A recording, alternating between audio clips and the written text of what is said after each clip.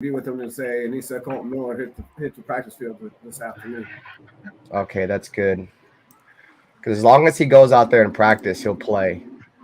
He's a tough motherfucker, dude. He played through a fucking torn MCL and ACL in his rookie year, bro. So, I actually got a clip. I feel like anybody in Silver Black should be able to play through injury. Yeah, I mean that's what it is all about. You know what I mean? You should be able to play through injury. I don't give a shit who you are. Especially if you get paid all that money. Yeah. All right, guys. So look, check this out. I'm gonna share the screen.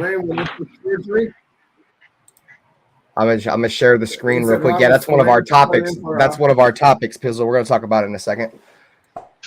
So look, bro. Look, I'll bring that up, Nate, in the backstage that I just added. Look at the locker room, dog. Look at everybody clapping their hands. Look at Colton Miller in the back on this clip. Because everybody's clapping, but pay attention to Colton Miller. Hold on, I'm on my phone. Does it come up on my phone? It's in the backstage. Just add it to the show. No, it's not on my phone. Hold on. I'm loading up my laptop right now. We might have to push this segment back a little bit. Yeah, no worries. Yeah, but it should just be in your backstage as a guest. I don't think it works like that on the phone. Yeah. Oh, no? Yeah, I think the phone is different. Oh, okay. Yeah, it's restarted. Okay, it should be good to go. Give me like 15 minutes. Yeah, no worries. Yeah, but pretty much everybody was pretty much clapping and celebrating the win in the locker room, and Colton Miller was just beating on his chest with his other arm like he couldn't clap. They say, all right. He couldn't clap, bro. He was just. He got too many nuts in his laptop. He got too many nuts in his laptop.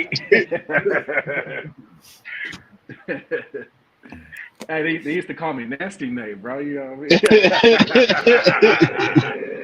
mean? They call him Nutty for a reason.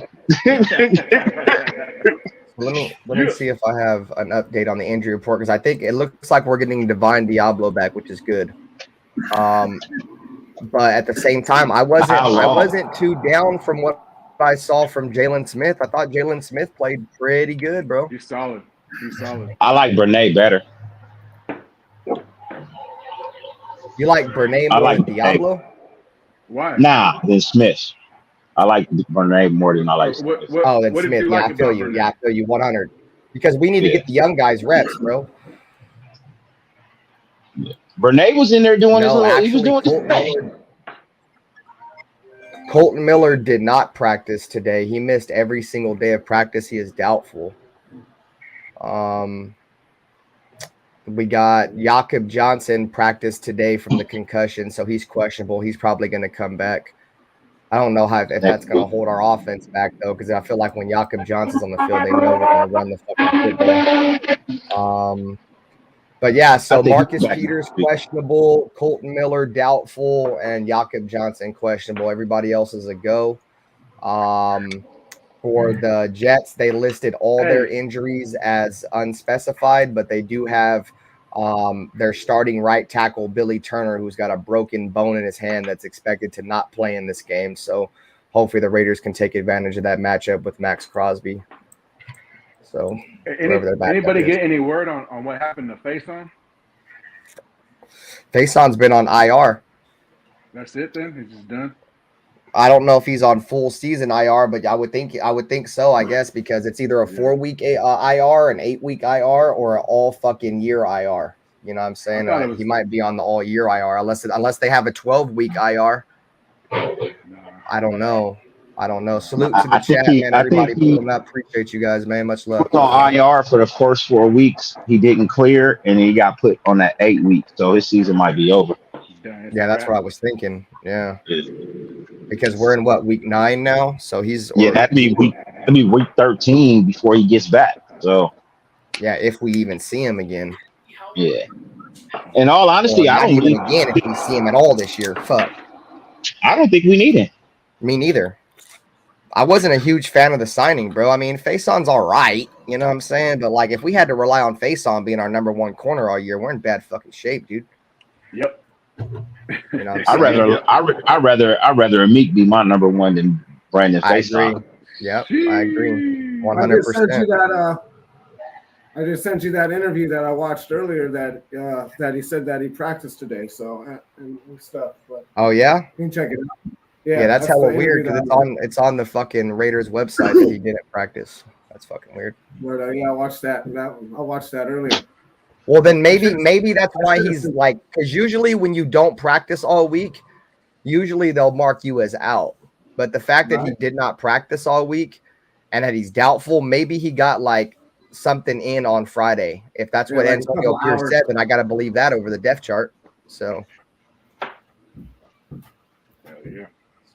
But I mean, there's a reason why the Raiders brought back Brandon Parker, guys. I mean, this might be the reason why. I mean, Colton Miller may have to miss a game. Please tell me why they brought him back, because I'm still puzzled about that. They brought him back because he's a solid depth player. He's not a starter by any capacity, but I feel like Brandon Parker could come in if your tackle goes down for a game or two, and he can fill the shoes for a couple of games. Now the entire season, I don't think so, bro. What up, Milk? I mean, Brandon Parker, see, a lot of people give him like a lot of shit, bro, but I don't think Brandon Parker is bad as some people say. Yeah, he has bad games, but I've seen games where Brandon Parker's played extremely well. You know what I mean? I've seen those games too, but it's just it's the fact that it's so far and few in between. No, yeah, you're right. You're right. He's so inconsistent. Yeah, it's just like, bro, you'll have a great game this week, disappear for 4 weeks, have a great game, and then disappear again. It's like, well, fuck, bro. And that goes back show up or fucking disappear, nigga. God damn. That goes back to, you know, what I was saying in terms of fucking, you know, I think he's the kind of guy that can come in and help you out for a game or two, you know, if your starter goes down. But other than that, bro, like, nah, he can't be a full 17-game starting tackle in the National Football League. He's not. We tried it, bro. We tried to give it to him, dog, and he wasn't able to capitalize on his opportunity. The Raiders were getting way too much pressure on that right side. His best games, believe it or not, was against Denver. So, I mean, if we have to play against Denver and Colton Miller is hurt, fuck it, throw him in there, dog. Because in his career, statistically, his best games have been against the Broncos. He's held fucking Von Miller to 0 sacks. Fucking Brandon Parker, bro. You know what I'm saying? So, I don't know. I like I said, I like Brandon Parker. I think he can be a good swing tackle for us. He can play on the left side or the right side. If somebody goes down, has to miss, you know, a game or two or miss some snaps, or somebody needs to come off the field, I think he's good for that. And I also think he's good for, you know, an extra offensive lineman. If the Raiders want to go out there and run 6 offensive linemen, you know, then they can bring in Brandon Parker, because I think Justin Herron's still on the team, but yeah, he was there. I'm thinking about Wagner, Dalton Wagner. Is he? I like Dalton Wagner. What up, Kev? You know what I mean? What up, let's see what we got. What up, Richard? What up, T? No stone left unturned. Let's see what we got back there. Before Parker, at least I know what Parker brings. Let's see what the kid got. Yeah, I mean, I like Dalton Wagner, bro. And he's a mammoth of a man too, bro. That is a fucking mammoth, dog. Heron's still there too. I saw him last week. I like Heron, Heron, whatever the fuck his name is. I like him. I don't like him. I think I don't like him as a starter, but I like him as like a weird lineman. His weird technique. I don't like his technique. It's like a humpback kind of a technique. I don't like it. I like when they bring him in just to be that extra in on the beat. That's it. Other than that, man, sit your ass from the sideline, bro. I agree, dog. I agree 100%, bro. I think he's a decent run blocker, but he's definitely not a good pass blocker. Well, he's a good run. He's really good at both for a short amount of time. He's not. You can't put him in there play after play after play after play and think that he's going to succeed. It's just not. It's going to be like maybe 2 plays in a row where he's good, and you know what I mean. So it's like I said, sit your ass on the bench till we need you. Yeah, for sure. You'll be ready to go when we send you out there. Be ready to go. You should be fully energized. You've been sitting on the goddamn bench. Well, I mean, if we're gonna go a game and we're gonna miss out, on Colton Miller, I mean, I kind of prefer it to be a team like the Jets because the Jets don't have good ends, man. Their fucking defense is good their front seven is good because of fucking Quinn Williams, bro, and the other defensive tackle they got. And they got two really good linebackers, but their ends aren't all that good. You know what I mean? So, I hate to see any of our linemen down against the Jets just because how dominant of a defense they have. But, if he's hurt, bro. And well, see, that concerns me. If he's hurt, you know what I mean? I feel like Dylan Parham has been continuously making a climb up the ladder next to Colton Miller in between Andre James and Colton Miller. You know what I mean? Now you got to put somebody out there on the outside that he don't trust. You know what I mean? Like he could end up having a bad game just because of the guy next to him. And I'll give you an example of that, right? So let's go back to Colton Miller's rookie season, man, where Colton Miller was playing lights out, dude, even with the fucking bad knee. And as soon as Kelechi Osemele went down, bro, which was the guy next to him that was kind of, teaching him how to play in the NFL, boom, there he goes down. And what happened? Colton Miller, yeah, he was injured, but Colton Miller looked like a bust.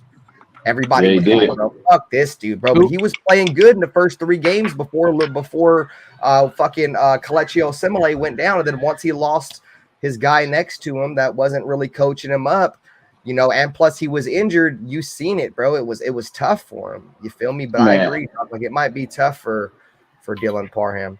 Hey, you know what I just realized, Nate? Your shit says 7:30 a.m. up there, Doc. Hey,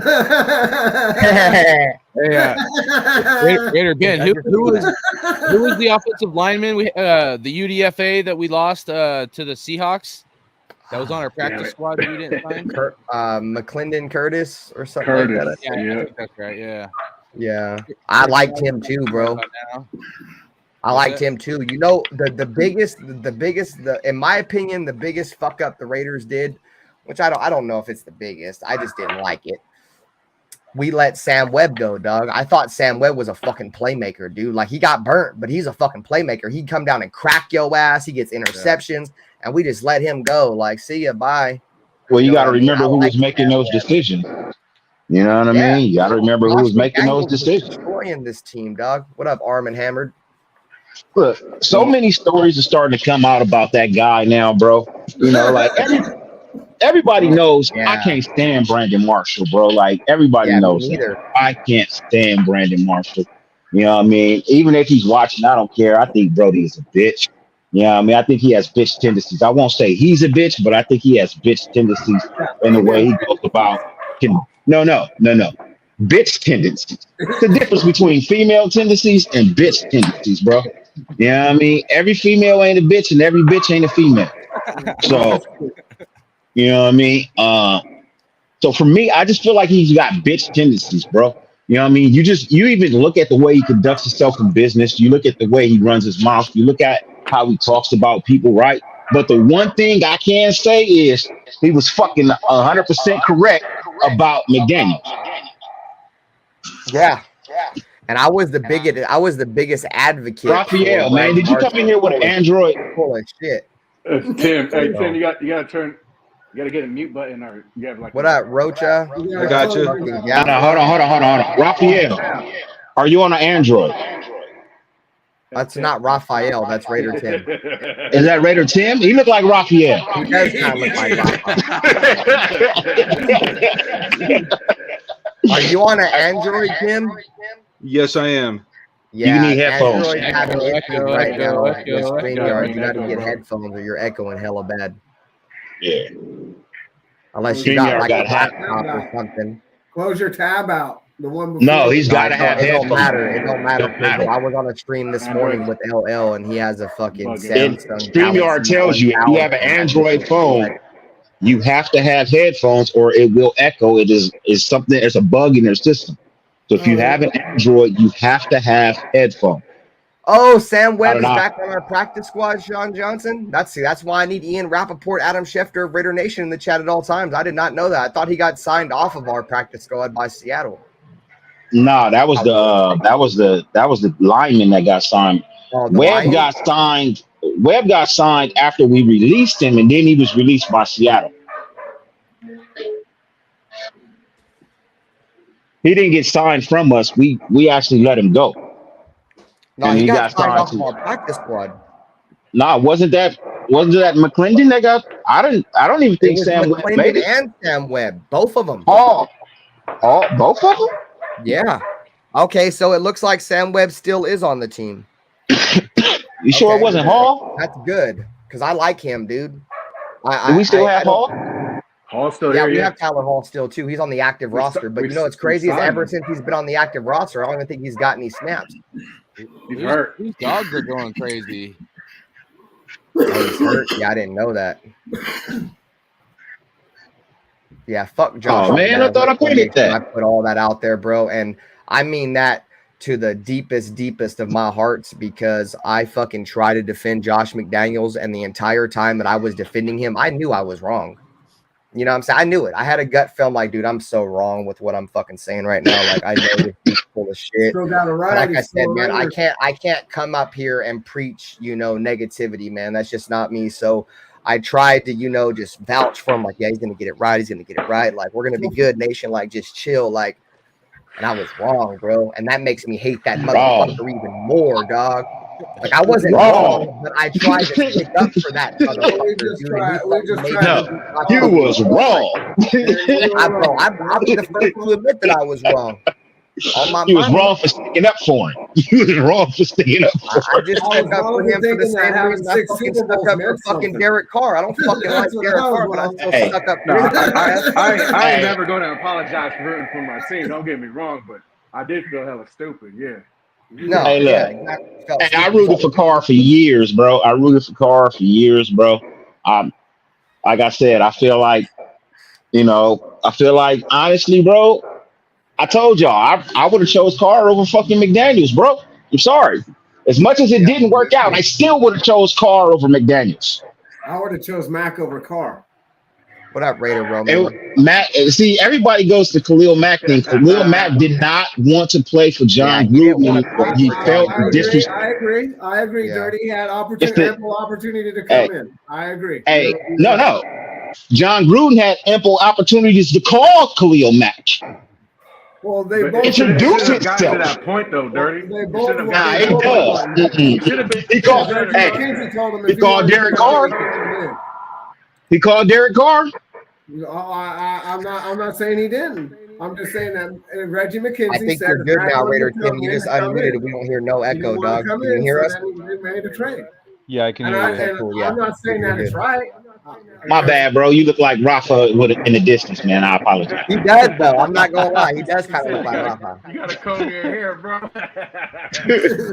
Exactly, Tony. I wasn't I'm sticking gonna up. go- I'm for gonna go get my McDaniels. I damn was Raider sticking hat. up for the Raiders, but I felt like if I wanted to stick up for the Raiders, I had to stick up for that cocksucking snake in the grass motherfucker as much as I didn't want to do it. I was sticking up for the Raiders by dogging the fuck out of this guy, bro. I agree. That's what I should have been doing, bro. I should have been bagging his bitch ass, bro. I swear to God, dog, I don't give a fuck. Like, he's the worst coach the Raiders have ever had since I've been a fan of this team, dog. That echo's still here. By far. Is it still here? Yeah. Oh, it's just really quiet now. Oh, Until I talk. I can deal with it. That That ain't doesn't me bother because me. I just got StreamYard open. No, it's good. it was Tim. It it was was really, really low. Because soon as Nate muted him, it went away. This might be Nate because Nate muted himself too. That's true. I didn't see that. Hello. Oh nope, it's Tim because he just unmuted. It's all good, Tim. It's really dim, dog. I'm not sweating off it. You're good. I don't think any of us are sweating off it. Yeah, it's all right. It's all good. Nah, I just got a hell of a voice that carries. And I got You're like headphones, the so it plays right back into my other ear as I'm talking. Yeah, your I voice hear it. is really loud. I hear it. That sucks. Yeah, I feel bad. That's that deep man voice. That's that grown man voice. Hey, Tim, just unmute every time you talk, bro. Yeah, exactly, Tim. So whenever you want to talk, just unmute. So then we know you're gonna talk. So then we don't talk. So whenever you want to chime in, feel free. Or like we be rambling sometimes, bro. So whenever you want to talk, as soon as I see your unmute button, I know to shut the fuck up, dog. It's like double dutch. You just gotta jump in. I think Yeah. with the McDaniels experience to work out, it just got to a point where, like I had hesitation probably before some of the others, but I mean, I do think it takes a real man to admit, like, hey, dude, we were wrong. Like I was wrong at the get go. I thought it was going to be a good fit, but at the end of it just wasn't. And there's certain reasons why I made that decision where I stood, but at the end of the day, kind of where I was at with it is like, I just want what's best for the Raiders to win a championship, and I just don't think that was the right guy to take us to the promised land. I agree. Me too. The sooner we can get the answer, the sooner we can move on to bigger, better, brighter things, and hopefully get some unity back. And you know what I mean? We're all hopefully moving forward to someone that's actually a Raider that loves the Raiders, that's fucking yelling Raiders. You know what I'm saying? So, I wish I had my show still from my other channel, bro, so I could pull up the footage of me being against this guy in the fucking first place. When I was against him. I think we were doing the podcast and we got McDaniels. I didn't want that motherfucker neither, bro. I was dead set against this dude, bro. You're like, no, anybody but this cocksucker, dog. You can see it. Hey, Dirty this offseason, you were pretty positive, though. No, this offseason I said I would do the fans a favor and take a break and reassess. You also said you would give him 7 games. That's about what he got. That's what he got. That's what he got. Out of here. You got to week 7, 8 up out of that thing. Get your bitch ass on up out of here. You didn't have to tell anybody how he was gone. Bro, everybody's like, no, we're not going to fire the coach in the middle. If we're not at a winning record by fucking week 8, yes, we are. Yeah, we are. Especially when we look the way we do. Like, dude, there's no excuse for us to be looking like that. And I don't think I've ever seen Davante Adams in Green Bay ever slam his helmet. Ever. Our first half of our season was supposed to be the easier half of the season. Yeah, we were the dead right team, Brody. That was go ahead, Tim. Go ahead, Tim. I see you on mute. I like that Davis cut that check and said, "Get the fuck out." Cut McDaniels that $45 million check and said, "Get out." You didn't want to pay him year after year. Dog. I fucking hate Mark Davis, dog, but I give him a little bit of respect. He kind of got on Benther's side a little bit when he did that. Hey, that took some balls, man. It really did. I know Raider Nation was all over him, like, to do it, but yeah. Fucking, you know what's crazy is that, I didn't think they were gonna fire him mid-season. I thought they would wait till the end of the season, like most teams do. But let's be real, guys. It was just a couple of years ago where, you feel me, John Gruden got canceled. And what were we, 4-5, we were, I think, pretty sure we had a negative record, like right around where we're at now.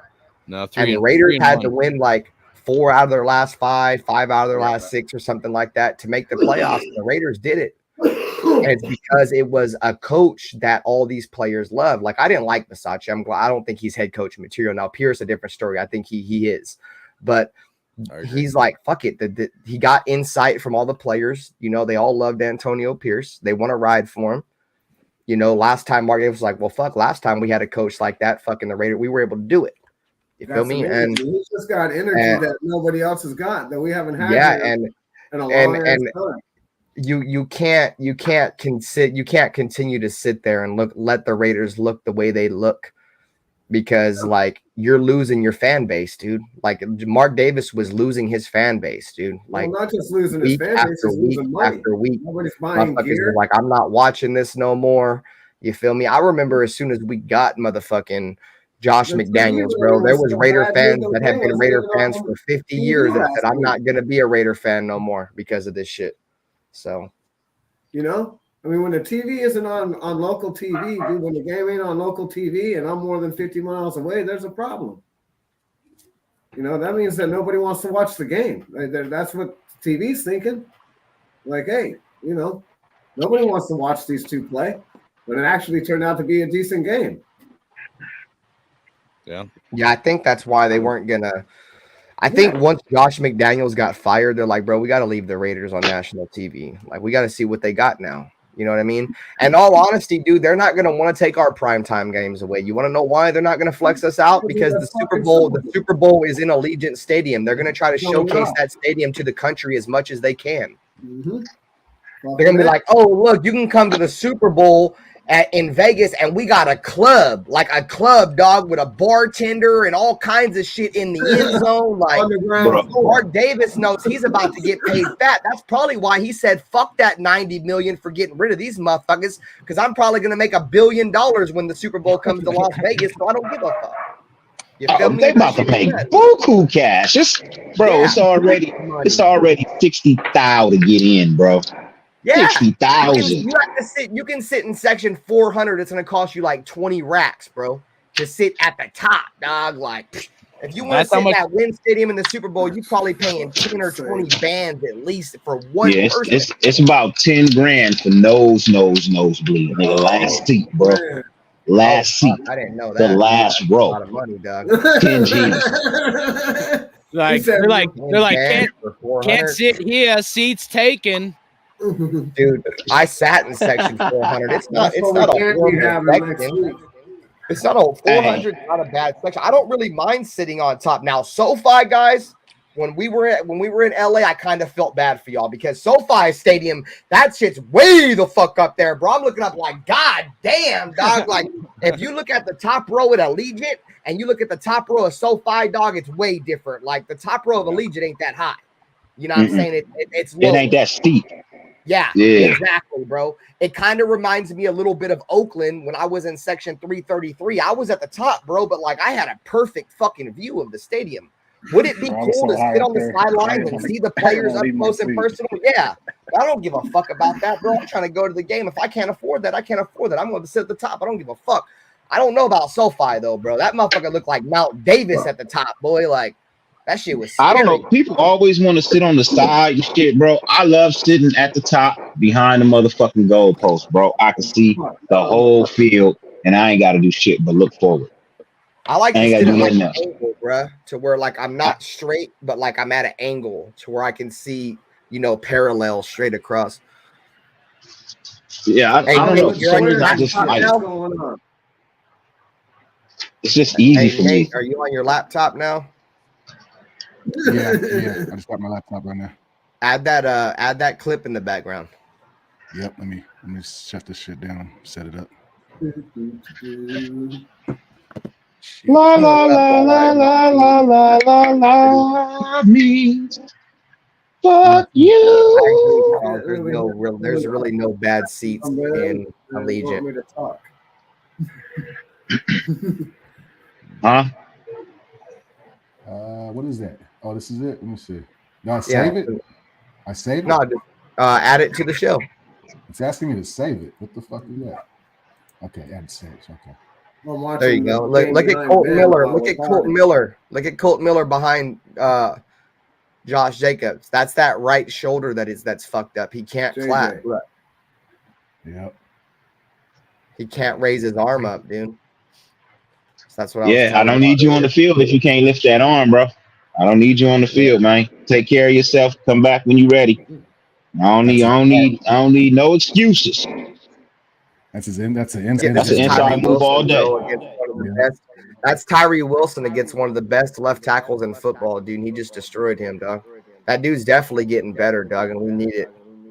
And he beat him with just pure athleticism. He just put his arm down and with his length and pushed He's wrong, dog. Him like get out of the way, dog. I read today that Illuminor might be left tackle on Sunday. Yeah, they might. Look at this is fucking Max Crosby smoking some gas on the motherfucking Raiders report. Got a big backwood in his mouth. Look at him, bro. Look, watch. If anybody smokes tree, dog, you know this is not a cigar, AP, dog. Look. Watching that game, it looked like it was a totally different energy on both sides. Look AP, because watching that ain't no fucking cigar. Who smokes a cigar like that, bro? That's a wood. Big gas. That's funny. I mean, am I right? Like everybody who smokes weed, like that's not a cigar, dog. Cigars are. Hey, I'm gonna say it's a cigar for the single purpose that I don't need the NFL making any any indentations. That is a fact. Yeah. Random drug tests. Yeah, What up, Flex? shit, that's a lot of shit. That was a Royal Blue Band cigar from Texas. I don't know, but it was not no herb, NFL. This was a comment from Tom Coughlin on Raiders choosing Pierce as the head coach. He said players like him because he says it like it is. He doesn't mince words, and he will help you be the very best that you can be. And Tom Coughlin was the head coach when they won. I think they won 2 Super Bowls under Coughlin, and one of them was when fucking you feel me? The Patriots went like 17-0. Well, did you see Justin Tuck? He gave all the credit to his whole career to pretty much Antonio Pierce. Every time he turned around, Pierce was a dog, bro.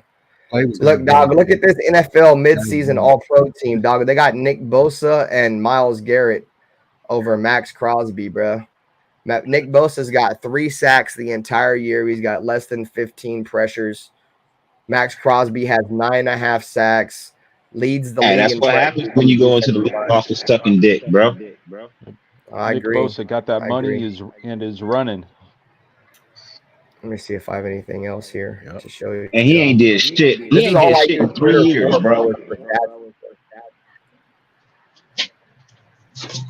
Let's see. So the Raiders and the Jets have only played each other 2 times on Sunday Night Football, and the Raiders have won both of those games, 47-10 on October 1st of '95 in New York or New Jersey, and then 31-7 on December 10th, 2000 in Oakland. So we've never lost to the Jets on Sunday Night Football. So yeah, that's it. I think that's all I got. We should go back to some of the old footage of Joe Namath back in the day.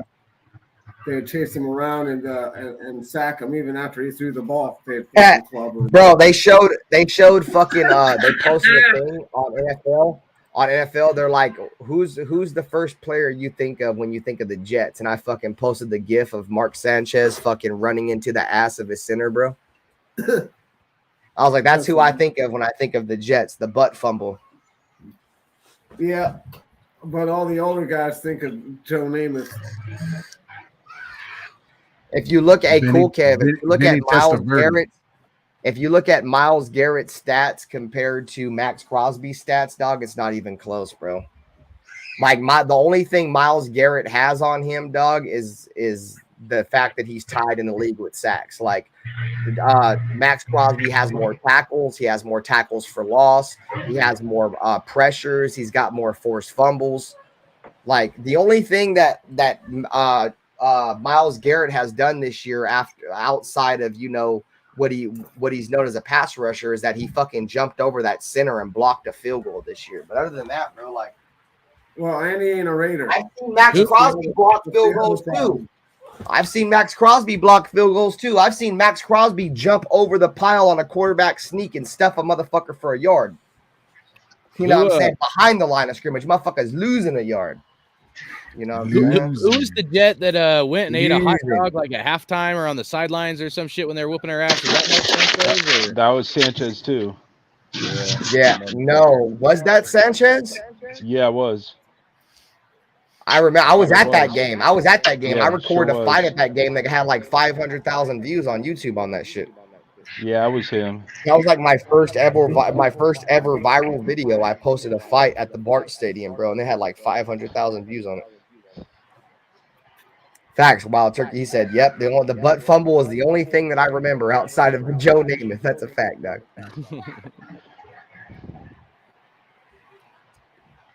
Shit, was it the Jets? Then we faced them in like the AFC Championship going into. Yep. What you doing with the annoying Charger girl up there, man? Yep, I think the year we went to the Super Bowl, we played them in the AFC Championship. We played them, and then Tennessee was the AFC Championship game. Oh, okay. Yeah, divisional. Yep. Was the Jets game the one where they had Metallica at the Oakland? That was the Tennessee game. Oh, that was Tennessee game? Yeah, it was pretty awesome. I was there for both those games. Were you? Damn. Yeah, I had season tickets at that time. I was in Cali, but I was working during the back then. Yeah, I remember that game, Cool Kev, where Sanchez, they were beating the fuck out of us, and he was eating that hot dog on the sideline. That shit pissed me off.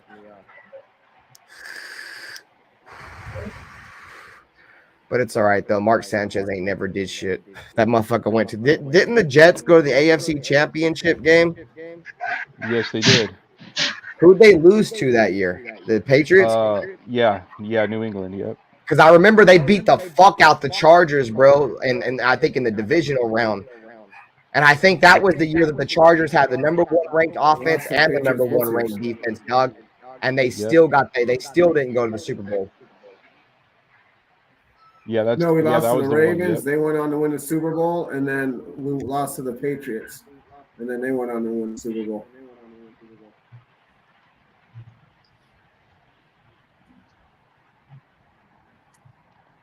Man, that shit comments ain't working. My And then when we computer did just win, bugged we out. finally did win. That's what happens when you look up too much nuts on your computer, dog. Fucks it up. Shut the fuck We won. up. We won 3 in a row. You need to clear Basically. your history.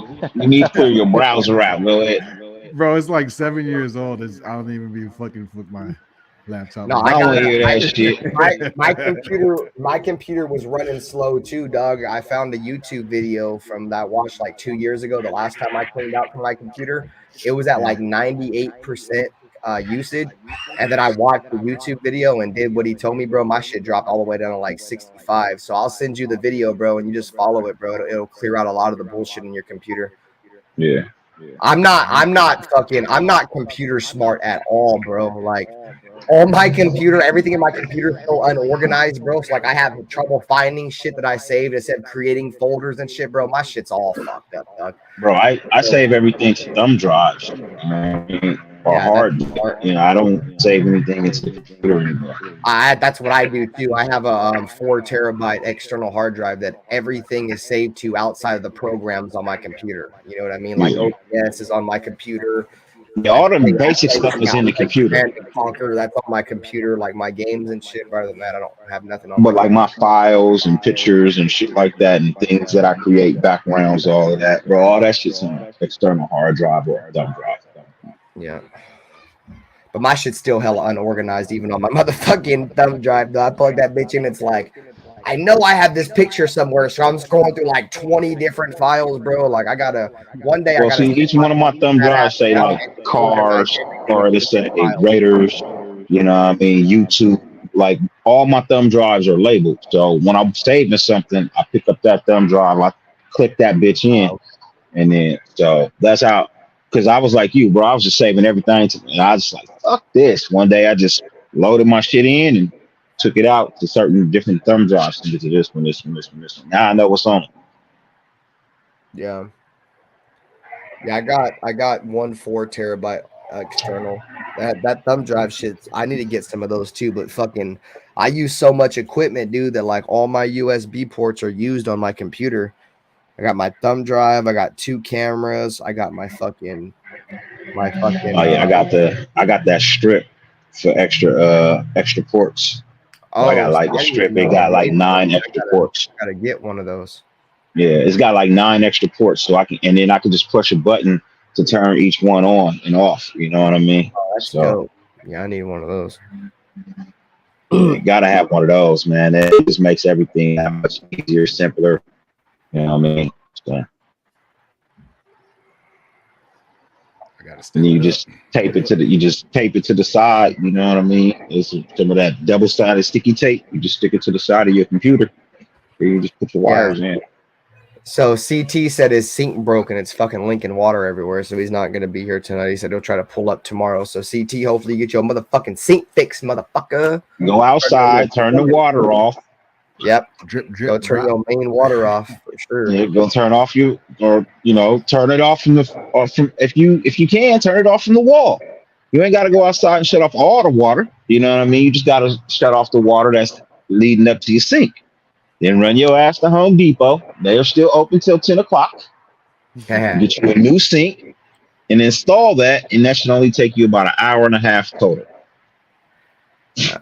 I hate plumbing too, Tony. I fucking had plumbing issues when I very first bought my house, bro. It's fucking a pain in the ass, dog. when I buy a house, it's like, fuck, I kind of wish I would have been in a trade like an electrician or a contractor or something, dog. Because I wouldn't have to do shit like now. Everything I do around my house, I just YouTube it. What up, Raider Room? Salute, boy. Always a pleasure. Yeah, Charles wants us to get back on track. We haven't got to the game yet, Charles. We kind of try to touch bases on a lot of shit before we get to this week's game. We're headed into the game now in a little bit. I know Spillane. You guys hear fucking Spillane had fucking broke his hand against the fucking against the Lions, bro, and then taped his shit back up and then went back out there, then had surgery after the game and then went and played almost every single snap against the Giants. So that dude's a beast, bro. That dude, he's one of those guys that epitomizes what it means to be a Raider, bro. Like, that was like so very Max Crosby-ish, right? You guys remember when Max Crosby, his rookie season, went out there in the preseason and broke his hand, went right to the sideline, had that bitch taped up and went right back in the game? Yep. Gotta respect people like that, man. I mean, that goes back to what Dirty was saying earlier, right? Like, Colt Miller's got a bad shoulder. Like, these motherfuckers, they get paid a lot of money to play through that shit. You know what I mean? Do I want? Yeah, but if he can't lift this shit, I ain't even mad at him for sitting out. Yeah, it's a liability at that point. Yeah, that's the blind side of Aiden. We can't have the blind side be a liability. I can't have nobody on the offensive line that can't lift their arms. No. Yeah. How the fuck you supposed to block? Yeah. Yep. I think we got to give a lot of credit to fucking Spillane, bro, because we were worried about getting rid of fucking Perryman. We're like, oh fuck, we're getting rid of Perryman. And I'm still mad at that. This dude has lived up to it. So speaking I of don't give a Spillane, shit what you say. I'm still mad at that. like the biggest surprise player on our team, like, do you guys have any, like, you know, at this point in the season, any guys you would look towards for that? Because I kind of would. Biggest surprise to y'all or biggest surprise to me? Well, I mean, if Your you want own to speak for personal me, you can, perspective. but no, I He mean, said, "You want to speak for me? You can." no, I just think that like I'm with Raider Ben, dude. Spillane was one of those guys going into the season. I didn't expect too much from him. I didn't think he was going to be able to cover wide receivers. What does he have, like 2 interceptions or something? Yeah. So he's been a nice bright spot, dude. I'm gonna say say, he's probably my biggest surprise. I want to say, for me, it's Amik Robertson by far. I knew it. I knew it. Gonna be somebody. You know who my biggest surprise was, dog? Like, I knew he would be solid for us, but I didn't think he was going to be this good. It was Jacoby Myers, bro. That dude is a good fucking wide receiver, bro. And he's extremely young. Like, the Raiders got them a good 1-2 punch at wide receiver for a long time. So biggest surprise for me, Mark Davis firing Jack. Dirty, since he was going to pick for me. Dirty's going to pick Jimmy G. No, I got one. I'm actually have to go with Mark Davis firing Josh McDaniels. Well, that's a good one. Yeah. Definitely. I'm gonna go John Jenkins. Go fuck yourself. John Jenkins doing the damn thing. Nobody, including me, I thought he was just going to be a practice kind of squad kind of body, and he emerged to be a solid defensive tackle. He does a lot of dirty work. Not a lot of stats, but you can see he definitely affects some chaos back there. So I appreciate John Jenkins big time. That's a good one. Nah, Jimmy G's not a shock to me. He's exactly what I told you he'd be on the fucking bench. Yeah, by this time of the season. Now y'all see why when I did my fucking reaction to when we got Jimmy G, why y'all see why I was so livid about it. You know what I'm saying? Broke back Jimmy. No, I just fuck with you dirty a little bit. I know. You good. I'm just saying, I told you he is what he is, bro. He's not going to be anything different. He is what he is. So, you know, and that's a broken quarterback. He's broken. This room was good, dog. See, so I would say Spillane has been a surprise, but in honesty, he hasn't for me because I knew coming in Spillane was a downhill linebacker that was a tackle machine. I knew that already. Mm-hmm. The one thing that has surprised me is how good he's been in coverage this year. He's really good. He's in the top, echelon of fucking linebackers, like top 15 linebackers in terms of pass coverage. And he's got some of the most I think he's up there in terms of most interceptions by linebackers as well, with 2 of them already. So that's a surprise for me. But the fact that he's has 70 something tackles through 8 games and all that shit, that's no surprise to me because I knew that's what we were going to get out of him, Doug. What The is he? surprise for me on defense has got to be, probably Trayvon Merritt. You know what I mean? If I'm being honest, I it's got to be agree. Trayvon Merritt. Absolutely. He's playing a lot better than we thought he would. So for me, that's probably the biggest surprise on defense.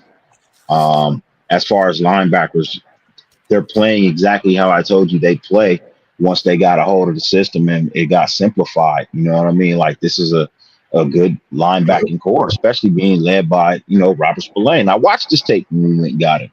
I said, let me sit back and let me see what they saw. You know what I mean? Now I'll give it to Ziegler. He brought in some good talent. It's just unfortunately he hired the wrong man to lead it. You know what I mean? And it ended up costing him his job as well because, we brought him in on the strength of your word. So anything you say past this, we can't trust. This was as bad as it gets. You thought you could control him, and unfortunately, you couldn't. You found out his ego was way bigger than you thought it was. So when you start shipping players out because you think your wife want to fuck them, you got a problem, bro. You got a problem, bro. What about biggest disappointment? You guys want to do that one? That might be interesting. Yeah. Biggest disappointment. I think that Aiden O'Connell's probably going to be my pick for right now for being the best for seeing what's going on for the best surprise player. Nice. I'm gonna say Devontae Adams only because I have him on fantasy surprising. and I'm not putting up no goddamn points with him, bro, and I refuse to bench him. Like, What up, Dubai Raider? if I'm being 100, man, I'm real mad about this shit, bro. The biggest disappointment for me is the reason why the Raiders have lost more games than we should have this year. It's because Josh Jacobs hasn't been able to get rolling. I never thought Josh Jacobs was going to be playing the way he's playing this year. Like you come off a lead, you led the league in rushing, and then you have a negative game rushing. Like you're the first player in NFL history to ever have that happen. You know what I mean? Yeah, he looked good against the Giants. It looks like he might start getting his wind back and shit, but he's the biggest disappointment, bro. Because if we would have got 98 yards or 100 yards rushing in a lot of these games that we played this year before the Giants, we would have won a lot more games. Man, you don't see what they were doing? All right. Well, they were trying to ruin his year to devalue his next contract. I agree with that right there. So I was going to pick Jacobs, but really, I'm going to pick the entire offensive line. They took such a huge step back. Yeah, there you go. Yep. I mean, you can't just target. I mean, you could go maybe Jermaine Illuminor, but Jacobs getting hit before he can even get past the line of scrimmage. So a lot of times, but Jacobs is a disappointment because I was really hyped up on him and I thought he'd be doing a lot better. I think he's going to get it turned around, but I'm not disappointed in Josh because I think Josh went out there and handled it like a G. He saw what was taking place. He still went out there. He still tried to get what he could get. He just wasn't giving it his all. I think the Giants was the first time you actually seen him give it his all. He saw what they was trying to do. They was trying to devalue his contract for next season. Absolutely. I don't blame him for handling it the way he did, but I know when he came out last week, that boy was full of energy, fire, and ready to go. So, you know what I mean? I expect big from him now because now he knows when he has to negotiate that contract next year, if it's with Champ Kelly, he knows, you know what I mean? They believe in me. They're going to give me the paper. You know what I mean? Because they doing what they need to do now with the ball. I mean, it's only one game. We have to, take it with a grain of salt. It is just one game, but yet and still, best game for the whole team all year long. Well, and it took week 9 to get there. Well, and Mark Davis, I feel like, chose the players over the coach by getting rid of McDaniels and Ziegler. So hopefully Mark Davis pushes them to keep Jacobs, because I'd like for him to stay a Raider. I think that was the final straw because they was trying to try Josh Jacobs. Oh, yeah. And Mark was like, nah, bro. Y'all out of here. We've seen Zamir White. He's not him. Yeah. None of them running backs behind him or him. Motherfucker, I told y'all Zamir White wasn't him fucking after one preseason game. I was like, yep, this dude's trash. Everybody was getting on me about it too. Nah, bro, that's Zeus. He's the future. I'm like, dude, he is dog shit, bro. This dude would run into a light pole in the middle of the desert, bro. Like he's. I wasn't hyped when we drafted him, so Yeah. No, Tons of you can fools go, I wish you could go back and watch that. I wasn't hyped when we drafted him, bro. Like, fools were like, ever. get rid of Jacobs and promote Zamir White, and that's just crazy talk. Bye. Marcus Peters, that's another one. There's a number of players I could say. Marcus Peters definitely one of them. I guess you kind of expected it. Hate to say it, but he was so Yeah, old exactly. and washed That's already. why He would probably be a disappointment to me too, because I had high hopes for him. Yeah, because he was a town boy and it was, you know what I mean, supposed to bring that Raiders I had shit high back. hopes for Marcus Peters. I ain't gonna lie. I had high hopes for Marcus Peters. I didn't like the signing, but I was. I still think the kid can. My only issue is, bro, you could have 6 interceptions, 5 or 6 interceptions right now. You dropped 4. Yeah, like was it 3 right in his hands? Like at least 3. Yeah. Like, playing hot potato with the football. Fucking, what are you doing, bro? I think at this point of his career, I think he'd make a better safety than a corner going forward. Yep, you might have a point. Yep. He might have a point, but he's got to catch the ball. Yeah, that's why they play defense. No, you can't say that with I would Marcus say Peters. that if Some it of the wasn't best hands. Marcus Peters has like the most interceptions since he's been in the league. He has the best hands at defensive back. Like it is, you know. So no, if you can't catch the ball, you just can't catch the ball no more. It's over. He is getting old. You know what I mean? It's not like he's 28, 27, 25. I mean, he's like what, 32 years old, 31. If he was going to transition to safety, it would have been this year, because this is around that time. If he wants to continue to play, this might be his last year in the NFL. He might retire. Yeah, that's what I'm saying. So there's no safety. I don't see any safety in his future. Chandler Jones set the tone for the season. He can't tackle. Why the fuck would you want him at safety? He don't tackle nobody. You're gonna put your arm out as a safety, then give up a 75 Well, if he yard could still catch, you know what I mean, then you put him back there for those, you know, hopefully interceptions, play the ball type thing, you know. But if he can't catch anymore, what about Tim? What's your biggest disappointment, man? I don't think you gave your take.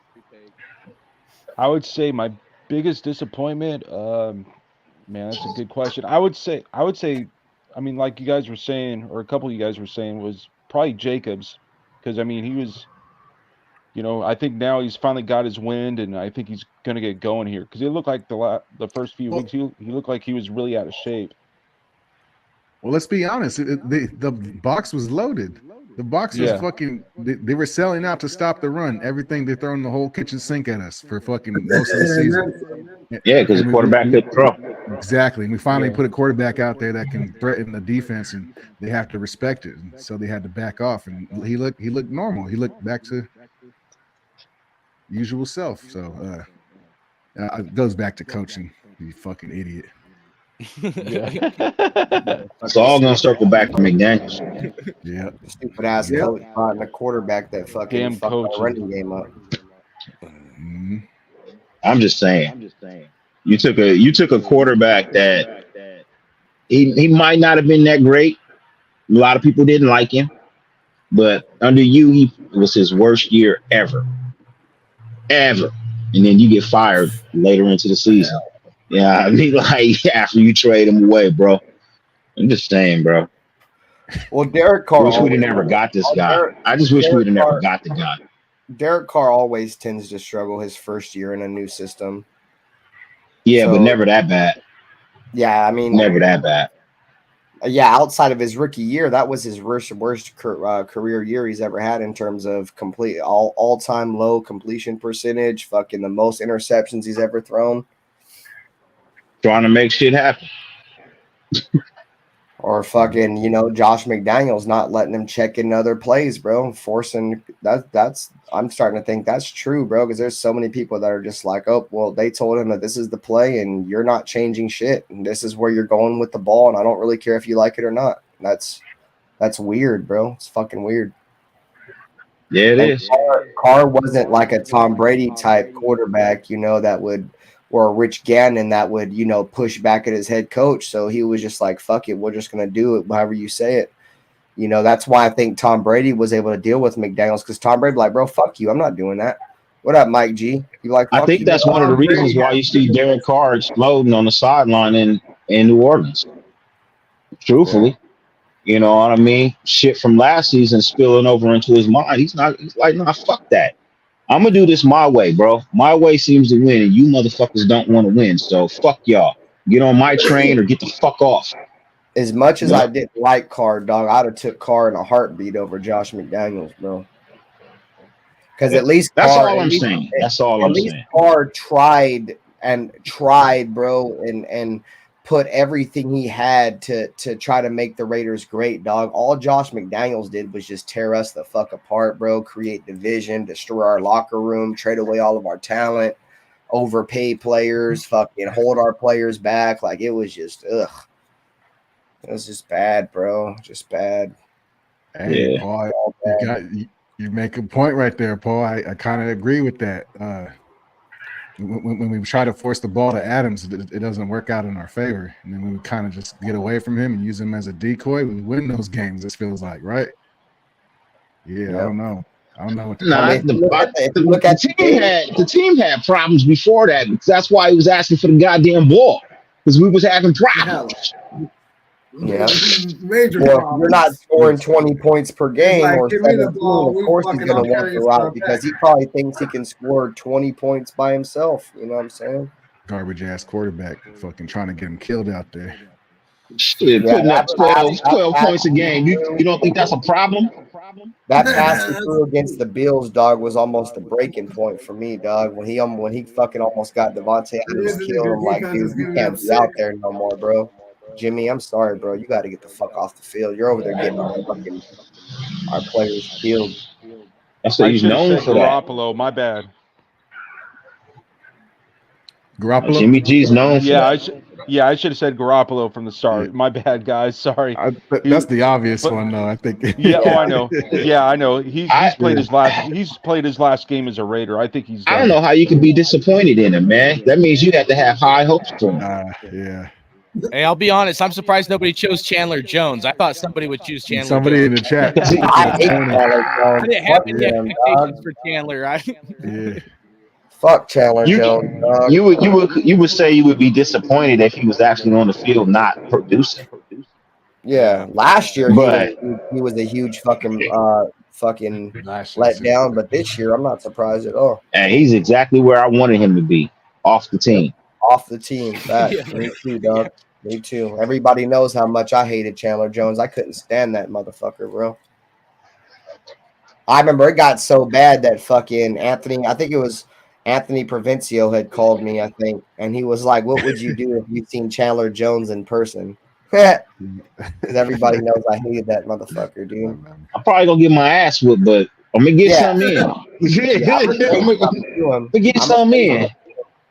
And word is, he beats up his brother, bro. His brother's the John Jones from the UFC. That's what I'm saying. I'm probably gonna get my ass whooped, but now I'm gonna give me some hits, bro. I'm gonna give me some goddamn hits.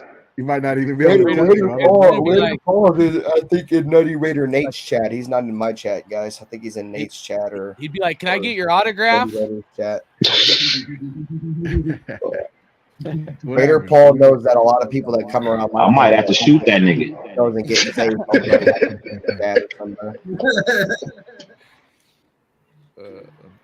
I might have to shoot that nigga in his pinky toe. I think we could have won a Super Bowl with Derek Carr. I don't think Derek Carr is worth that kind of money, dude. I still don't think he's worth 37, 40 mil. I think a lot of these quarterbacks aren't worth the kind of money they're making, you know? I mean, you could go. Hey, look, he's worth more than that goddamn coach. I agree, but I'm just saying, like, we needed more talent around Derek Carr, and if we're paying him 37, 40 mil, it's going to take away. I mean, we're eating so much cap space right now, it probably don't matter. It's probably a wash. Look, you know what's ironic? Look at peep this out, hardcore. You know what's funny and ironic about last season? Last season was Derek Carr's worst season ever, right? But Devontae Adams' best season by far. Right, yeah, that is crazy. You're right, yeah. I mean, It's because fucking Josh McDaniels was like, throw the ball to Devontae Adams. Yeah, but we didn't have because you had a quarterback where you couldn't stack the box. So I mean, you could throw the ball or you could run it, and then you go to the quarterback that Devontae Adams had the most receptions of over 20 yards last season out of any wide receiver in the NFL. Most of his catches were deep catches, bro. I'm not even gonna bullshit you. I'm gonna just say it right now, bro. I believe if we would have gave the job to Jim Harbaugh, we'd have been in the playoffs last year and we'd probably be in the playoffs this year too. Yep. I've been a huge Harbaugh advocate, Doug. I've been right wanting now? Harbaugh forever. Do you think that old school coaching style? I mean, I'm all about a hard-nosed coach, you know what I'm saying? But do you think that Harbaugh style is going to work with this modern society? It would have worked with DC and Devontae Adams and the team that we had. It would have worked with them. All right. You know what I mean? Because I mean, you look at Harbaugh. Yeah, he's a hard-nosed coach, but at the same time, he knows football.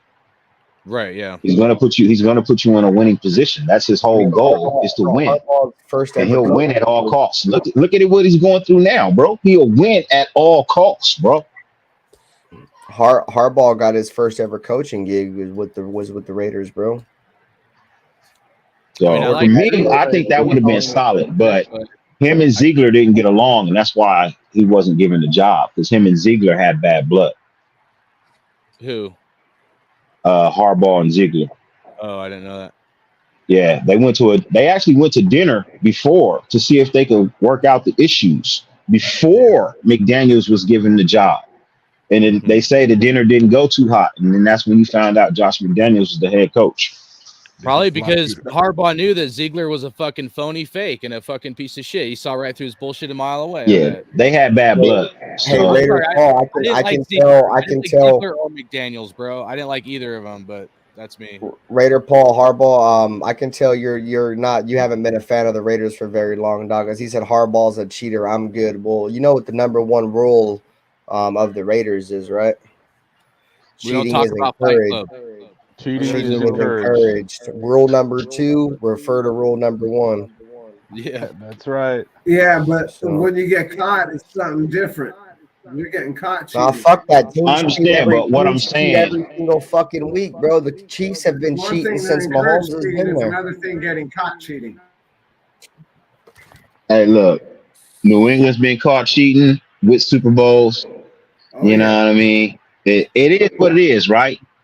It is. You try to gain a leg up. All I'm saying is that's the kind of coach that I want, bro. That guy that just wants to win at all costs. He doesn't really care how he gets the dub. If he's got to listen to his quarterback, then he's going to listen to his quarterback. If he's got to take the reins and do this, then he's going to do this. That's the type of coach I want. I don't want an egotistical maniac who wants everything done his fucking way and his way only.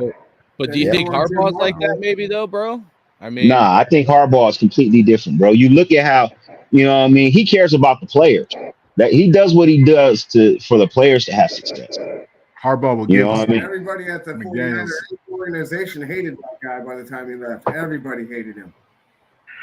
I don't know, man. I've been asking myself this question, like if this coach does that we have now, if Antonio Pierce does well, do we keep him or do they try to keep Harbaugh? He has to go 7-2 to keep his job. And like the way I'm feeling, dude, is like we keep this guy. He's a homegrown Raider. Yeah, you He keep him. doesn't know everything right now. I think he can figure it out, and he's going to be able to relate with these players a lot more than some of these older guys. You know, as much as I loved Gruden, questionable play calling at times, obviously, but Harbaugh, I think we're going to deal with some of the same issues with some of the cats on our team, where it just may not be the best fit. You know. I'm not saying now. That's not what I'm not saying now. I'm saying then. Well, I'm saying in the not now. It's a tough question that we're gonna have to answer. You know, if we keep AP or we move on. I take Deion Sanders over Jim Harbaugh right now. Yeah, I said that. I wouldn't. I'm not a big fan of Deion Sanders. I don't think he's an NFL head coach. I think he's I don't perfect think he's a for Raider, the dude. I mean, Vegas straight up. I think he's perfect for the Vegas image that we got going on out there. But that don't matter if you can't win, though. That shit He don't should have matter. been a Raider, bro. He should have been a Raider. His last contract should have been a Raider. Yeah, he but, got fucked over. I remember. something happened. Pete knows. Pete told me. We talked about it. Yeah, he did. He get fucked over. I remember he was supposed to come to the Raiders too, but I don't know. I'm not a fan of that whole Buffalo shit they got going on, dog. The whole let's party and bring Future and everybody on the sideline and let's make it like a basket. That's like female shit, bro. Like I'm good. I'll pass on all that shit, bro. Because they're trying to be like a fucking concert football team. Like that team's lame, bro. Like that's why they got their fucking ass punched in the mouth by every team that was competitive that they played against so far. They smacked the fucking shit out of them, bro. They got smacked by USC. They got smacked by Oregon because they're a bunch of soft pussy motherfuckers, bro. Fuck that program. Our dudes are pussy. No, I wasn't saying I want Deion. I was just saying I'd take Deion over Harbaugh. It's as much as I don't want Harbaugh because I don't think Deion's NFL ready either. You know what I mean? It's a couple of years, you know. But I'll take his son at quarterback. I'll tell you that. I will take his son at quarterback. I want AP to work out wholeheartedly. I do too, but I'm telling you, he has to go 7-2 to keep his job. I'm sorry. I'm telling you, he has to go 7-2 to keep his job, bro.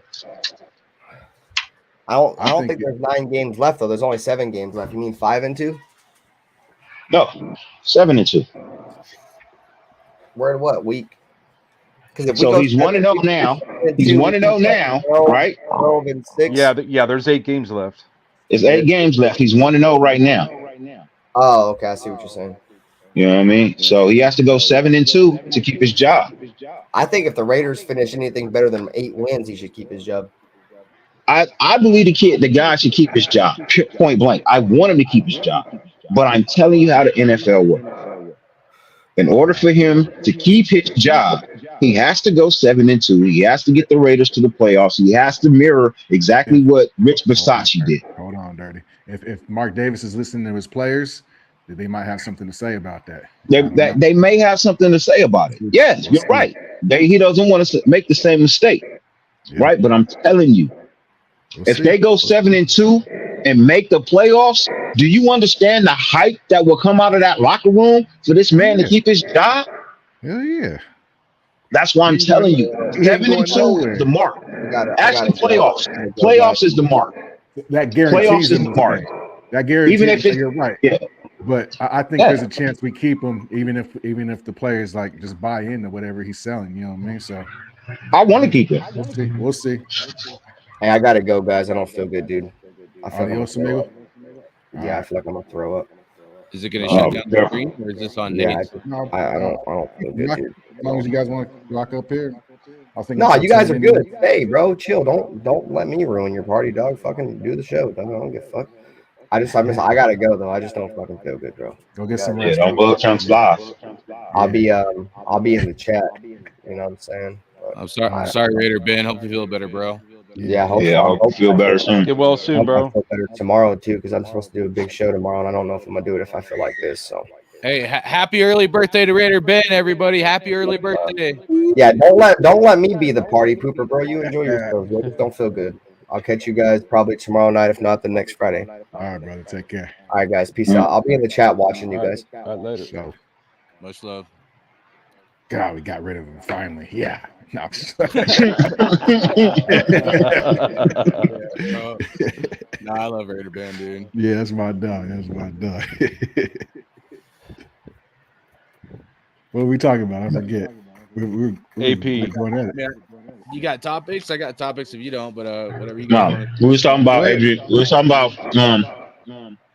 AP keeping his job and whatever the requirements. I wouldn't keep his job, but hey, they still got to look around. As part of the NFL rules, they have to they do diligence. They still have to bring other people in and interview. So, No doubt. in order for him to stand out and just have that edge,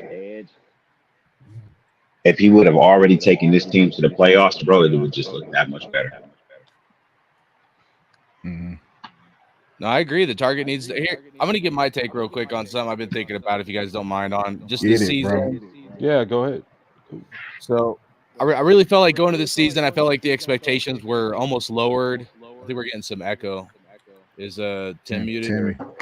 Yeah, go Sorry, ahead and mute that, Tim. Yep. All right, cool. All right, so going to the season, I just felt like there was a lot of push from the media, some of the insiders and stuff, and I just felt like going to the season that the expectations were not, Super Bowl. And I know it's maybe unrealistic with some of the team that we had, and it might sound crazy. And I know players always say that their goal is to win the Super Bowl, but I feel like the coaching staff should have done a better job trying to push the entire team to have like expectations to at least make the playoffs. You know what I mean?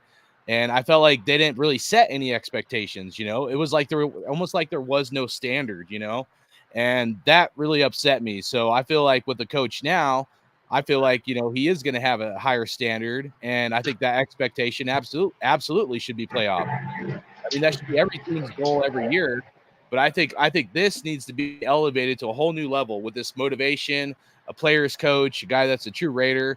And I feel like if he can instill like them that confidence that, hey, we are a good team and we can still make the playoffs, then you know what?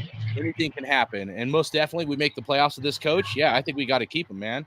I mean, before McDaniels, yeah, I wanted Harbaugh and some of the other stuff, but I really, I would even, it sounds crazy, I might want to run it back with John Gruden if, we didn't have the coach we have now.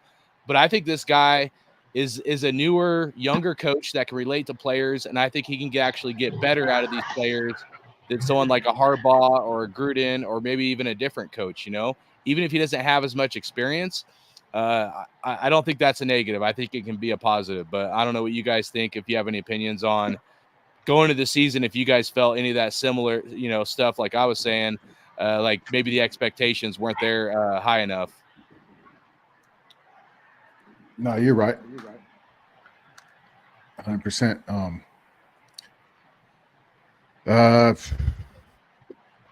So everything but Gruden. I'm not running back with Gruden. No, I think that's a possibility though, Dirty. I think it is because he didn't really. I don't want him back, but I could see Mark Davis doing some shit where he, you know what I mean. I could see it, bro. I could see it. I think that ship is sailed. But hey, if he wins his trial, or if he settles, and that might be part of the settlement. I don't know. Why is his comment still up there? My bad, guys. But I'm just saying. I think that's. I think that ship's sailed.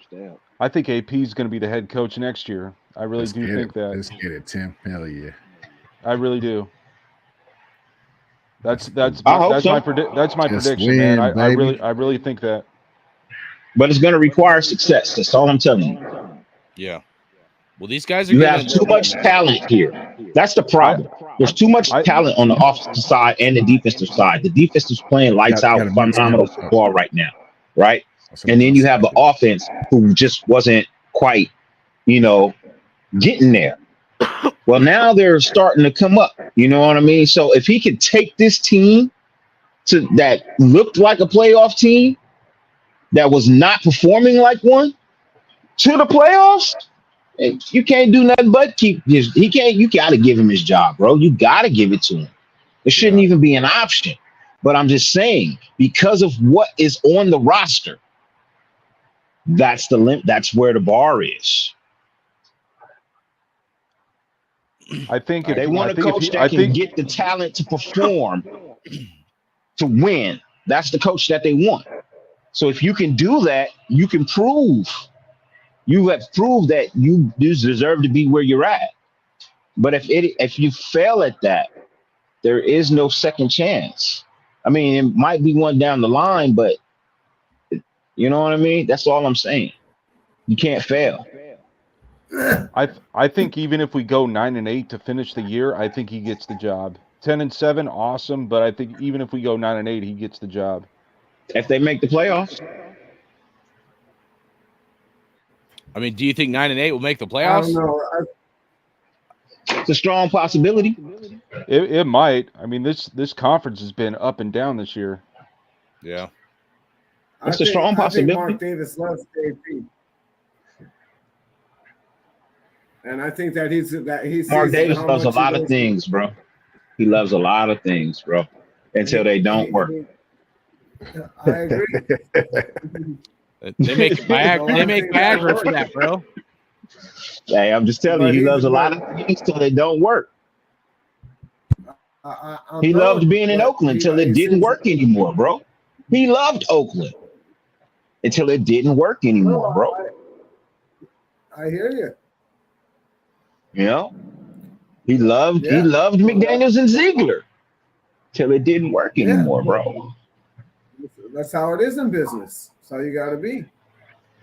Exactly. That's why I say, you know, the man runs a business, bro. It may not be the most successful business, you know, as compared to everybody else, but it is still the most successful franchise in all of sports.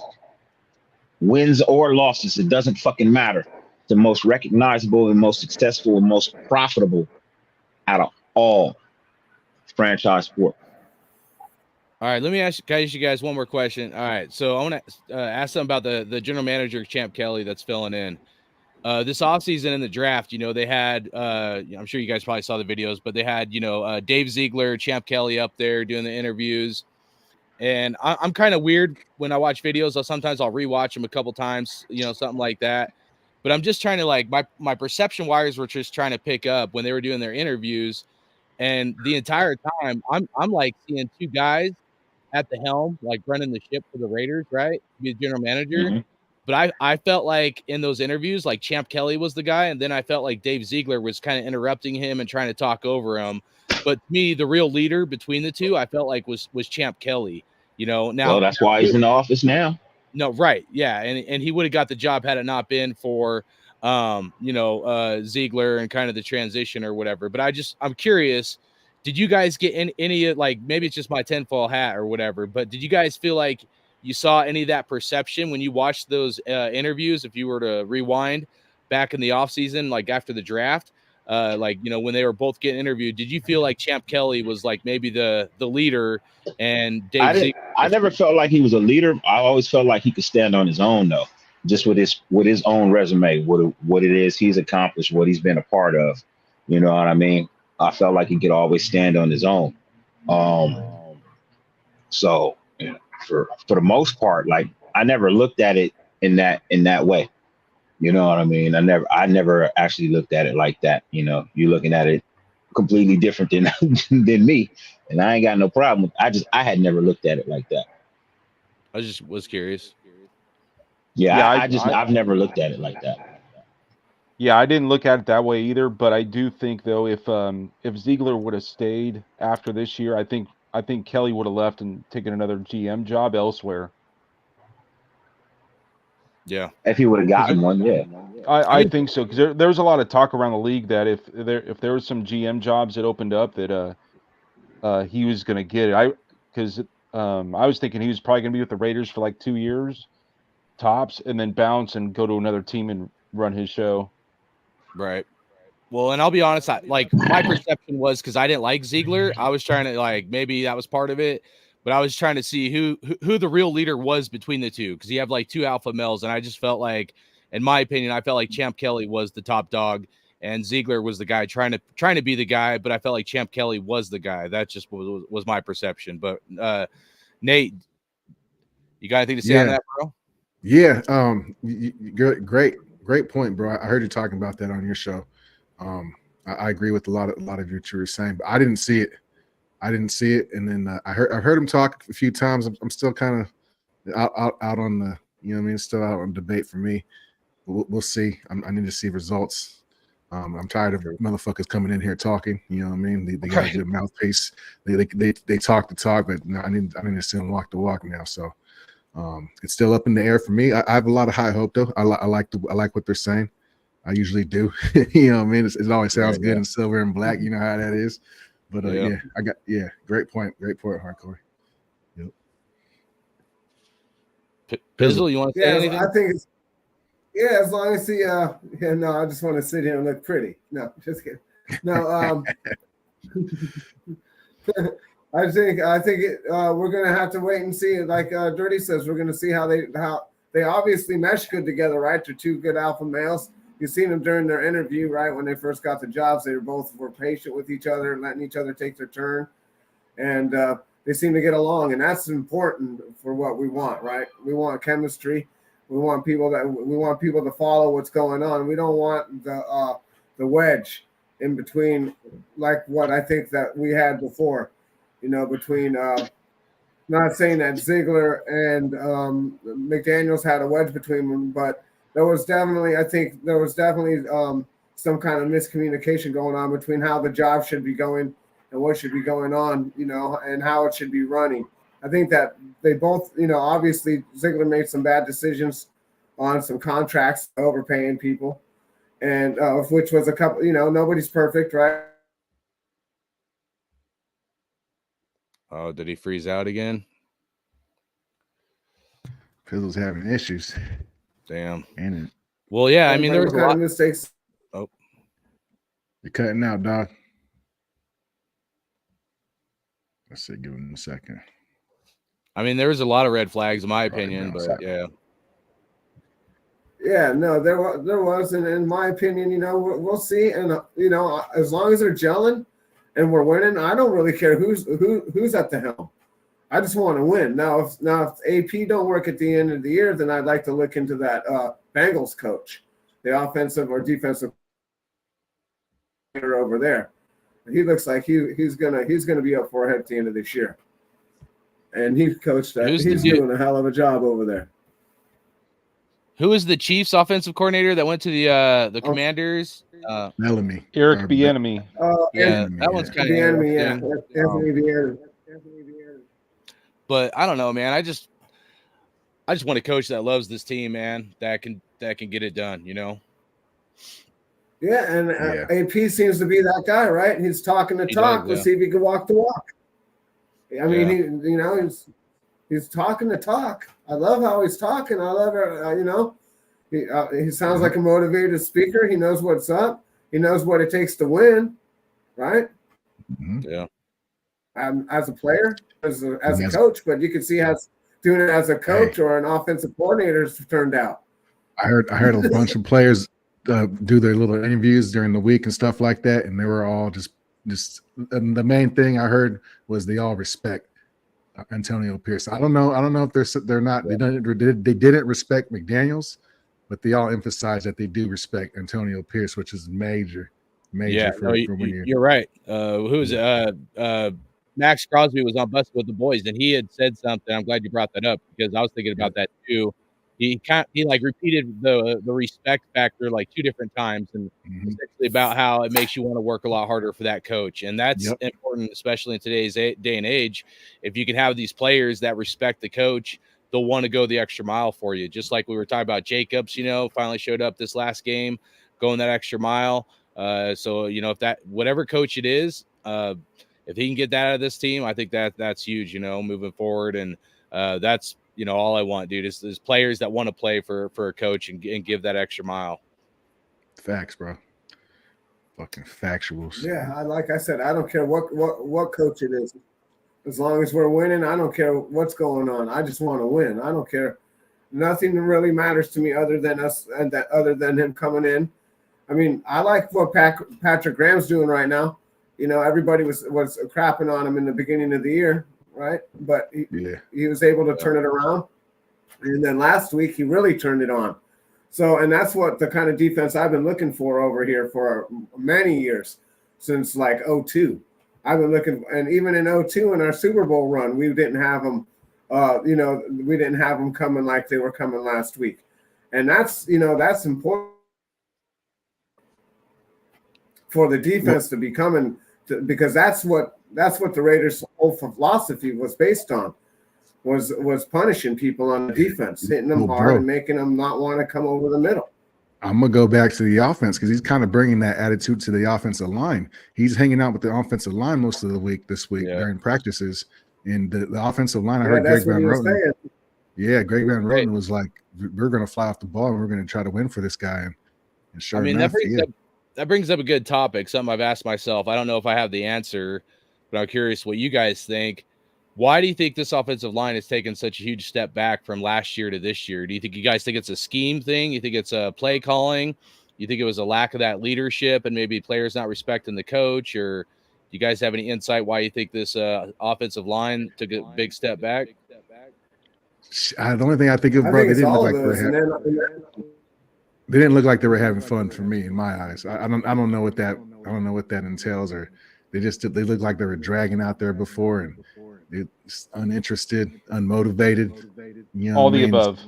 Unconnected, like disconnected from the team. Like it didn't feel like they were the usual themselves. But go ahead, Tim.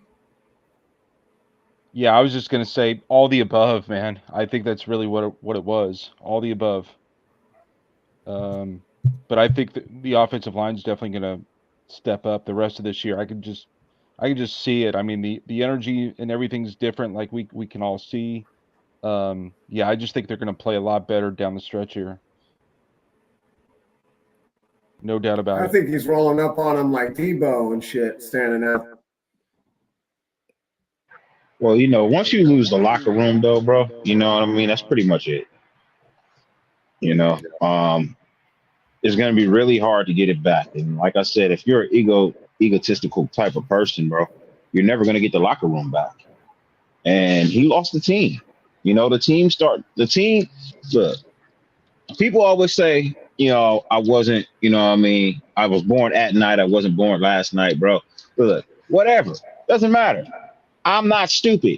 Point blank. I ain't gonna give you no extra bullshit. I'm not stupid. You clearly lost this team.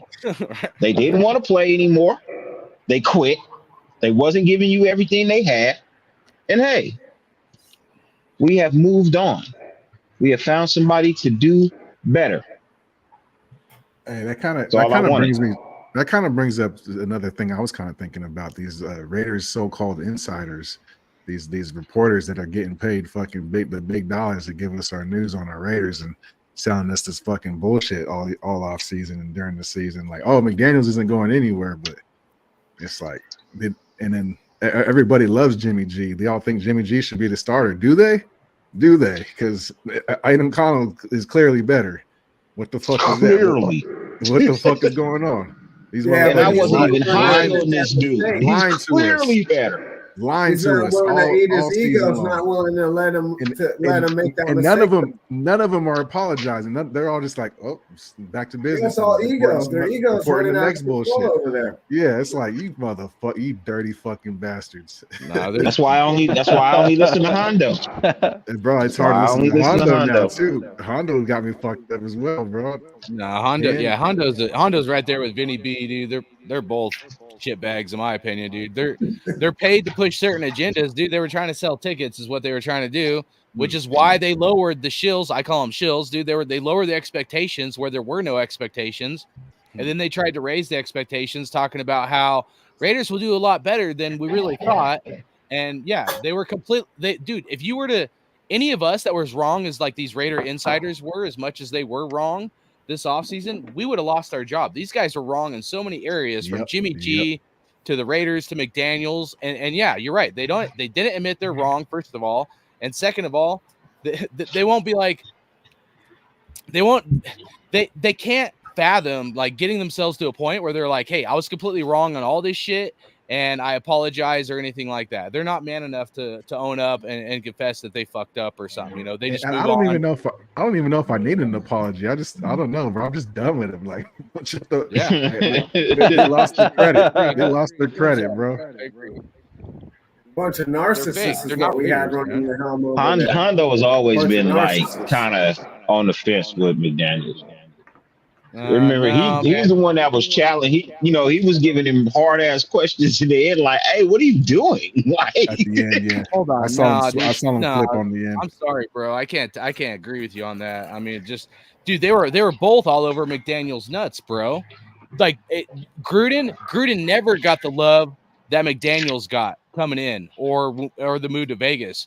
Gruden was always getting his nuts smashed in, and Gruden was the only coach that actually called these clowns out for their bullshit they were spewing out to us.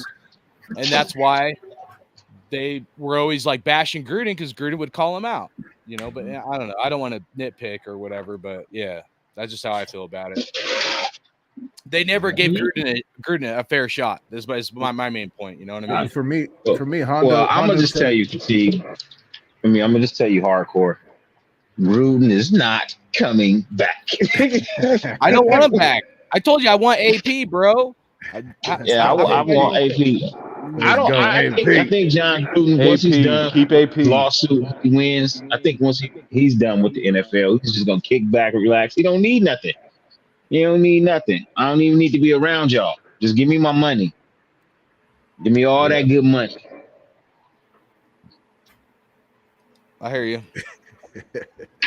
I think I was done with Hondo when he still had Garoppolo's back till the very end, bro. Like all the players have his back in here, and everybody. That's what you have to do as a beat writer, bro. Oh, bro, that's what you have to do as a beat writer. That's your job. It's garbage. That's a terrible job, in my opinion. It is. Yeah. It is, but it's what pays the bills. I'd rather go clear out porta potties or something. Gotta be a fake, dude. I don't know how those guys. You know what I mean? Why you think the Raiders don't come to us for opinions? Why they don't ask us to do a show? Yeah. I'm not saying I want Gruden. I'm just saying when I've kind of given my take on it, like on past videos I've done, I can see it happening because of Mark Davis and kind of that relationship. You know what I mean? But I honestly want Antonio Pierce to work out, bro. Like truly, like I'm not just saying that. That would be nice. And Champ Kelly, dude, I don't want another rebuild, bro. Any coach we bring in, it's another rebuild, another bullshit. Like we need to make this shit fucking work, dude. You know, I don't want to get rid of Devontae Adams, Jacobs, none of that, dude. We just got to continue building what we have, and we could be a good fucking team, man. That's how I feel about it. But I'm tired of rebuilds, man. We have some pieces, you know. We have some fucking pieces. Hopefully, Aiden O'Connell can ball out, continue to ball out, and succeed and get better. You know what I mean? That'll be great. And you know, hopefully, AP gets to keep his job. And moving forward, we're a powerhouse football team. That would be great. But got to get past the Jets first. You guys want to talk about the Jets? I would, but my battery's getting ready to die, so I gotta roll out. Why don't you give your quick take? Give a quick 1 minute take or something on to beat the Jets, bro. In order for us to beat the Jets, in order for Devontae Adams to be able to have any success, he's got to stay away from Sauce Gardner. He's got to be on the opposite side. You know what I mean? So Sauce likes to play it on the left side corner, you know, or the defense, you know. So Devontae needs to line up left side offense. You know what I mean? Sauce doesn't really like to travel to the other side of the ball. So in order to have some success with Devontae Adams, that's kind of what you're going to have to do. But at the same time, Devontae Adams ain't going to shy away from no goddamn Sauce Gardner. You know what I mean? He just ain't going to do it. That ain't the way he play. And I think that, you know, the Jets have a great, you know, defensive backfield. They do. You know what I mean? Linebackers and defensive backs. I mean, that's one of the things. I mean, their defensive front is nice. You know, don't get me wrong. But if you can run the ball on them, you'll have a good game. It'll be a really good game if we can run the ball on offense. Because if we can run the ball, we'll be able to open up the passing game, and we'll be able to pass the ball too. And from there it should be, you know what I mean, a really good game. Defensively, if you shut down a run, you shut down everything. If you make Zach Wilson have to be the quarterback and throw for a win, that plays directly into how it is we want, you know what I mean? Because we have a better defensive backfield than they have a offensive room. You know, so if you shut down their offensive run and force them to put the ball in Zach Wilson's hands, he's going to make a shitload of mistakes like he's been doing all year long. And that will play key into our defensive philosophy for turnovers. And we should win that game. But those are the things that have to take place. You do anything outside of that, you know, it's going to be tough. Sauce Gardner about to be catch up, bro. We ain't winning from the smoke. Devontae is about to eat. Hopefully. I just need him to get some goddamn fantasy points, man. You know, I relegated him to flex because I'm on the fence. I took him out the starting lineup, bro. I put him in the flex position, bro. I'm still you thinking about it. You worried about Sauce, bro? He's No, good. I'm worried about the fact that he hasn't done shit. Yeah. They're bracketing That's him, all. bro. He ain't. They're taking I him know, away but from he us. averaging 7 points a game for the last 4 weeks, bro. 7. I'd be like, I don't care as 7. long as if we're winning, I don't care. But that's not the total case. That's not the case. Yeah. I could take those numbers with wins. Yeah, take those numbers with L's, bro. I Yeah. agree. Factual. I appreciate you, Dirty. I don't know if you can kick it. You're welcome to kick it. Yeah, I'm gonna let's say charge this shit up because once this motherfucker go out, it's gonna be all bad. Much love, Dirty. Appreciate you, bro. Yeah. Great chopping up with you as always, bro.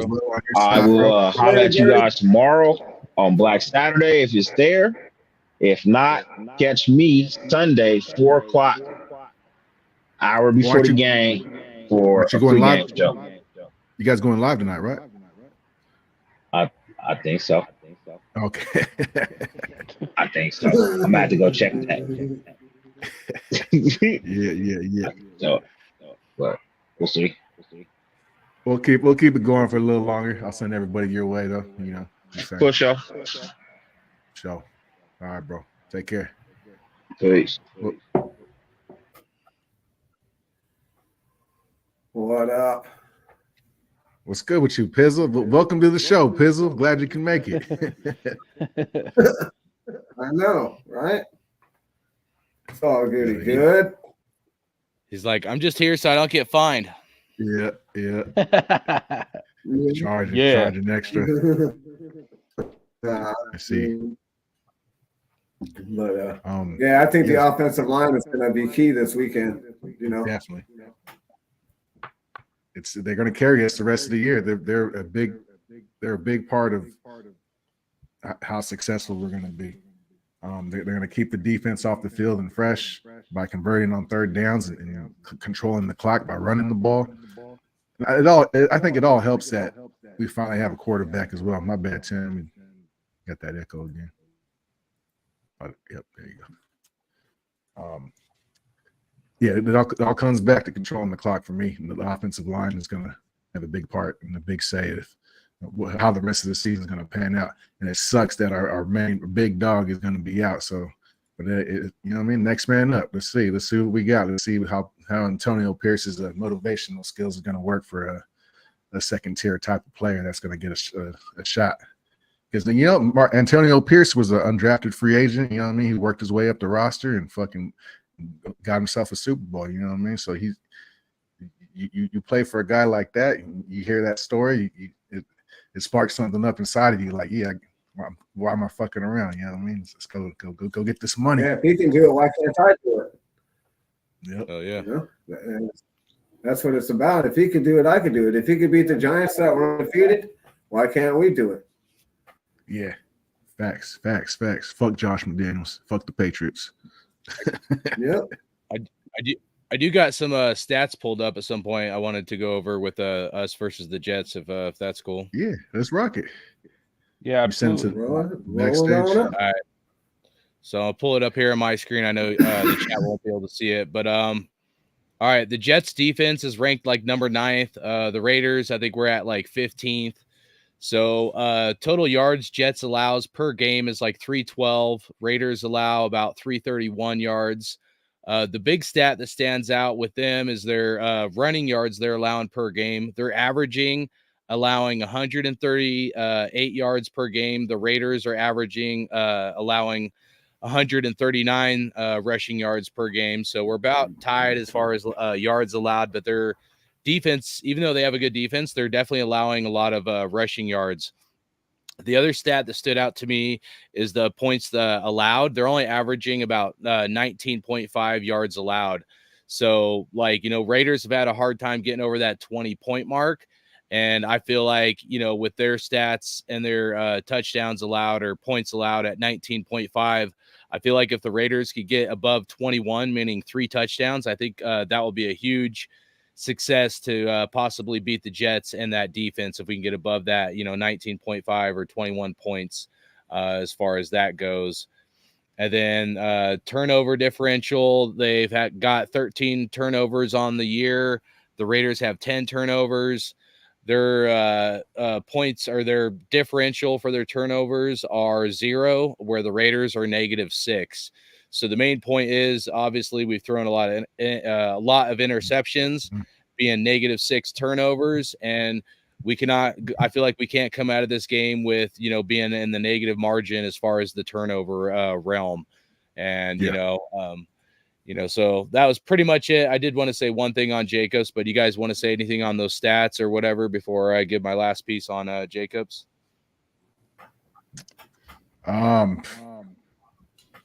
Mainly, they're allowing a lot of running yards was kind of the main thing, and they're not allowing a lot of points, I guess, was the two main things, Yeah, which is I think our advantage they got that blend. They got that.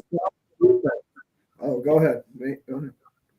Oh, my bad. I was going to say, I think our advantage is we have an offensive coordinator and a young rookie QB with not a lot of tape out there, so they don't really know what to prepare for. They don't really know what we're going to lean towards, other than a bunch of college tape the kids might have, but you can't go off of that. So we have the element of surprise on our side as well.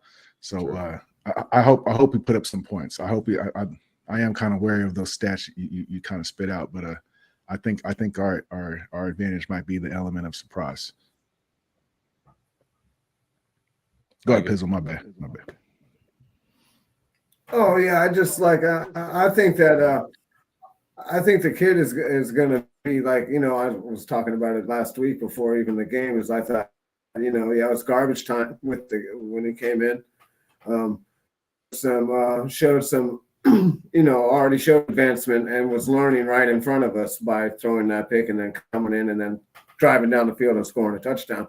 So he's starting to trust his time, and you could see during the game when we were watching behind Raider Ben's thing there, he was hitting his back foot and the ball was coming out. That means he's starting to trust the receivers. He's trusting his timing. And as long as he's not holding the ball too long, we're good. He's going to make rookie mistakes. He's a rookie. Yeah. And we'd have to, but I'd rather lose with it. We know what the floor is with Jimmy and with. Yeah.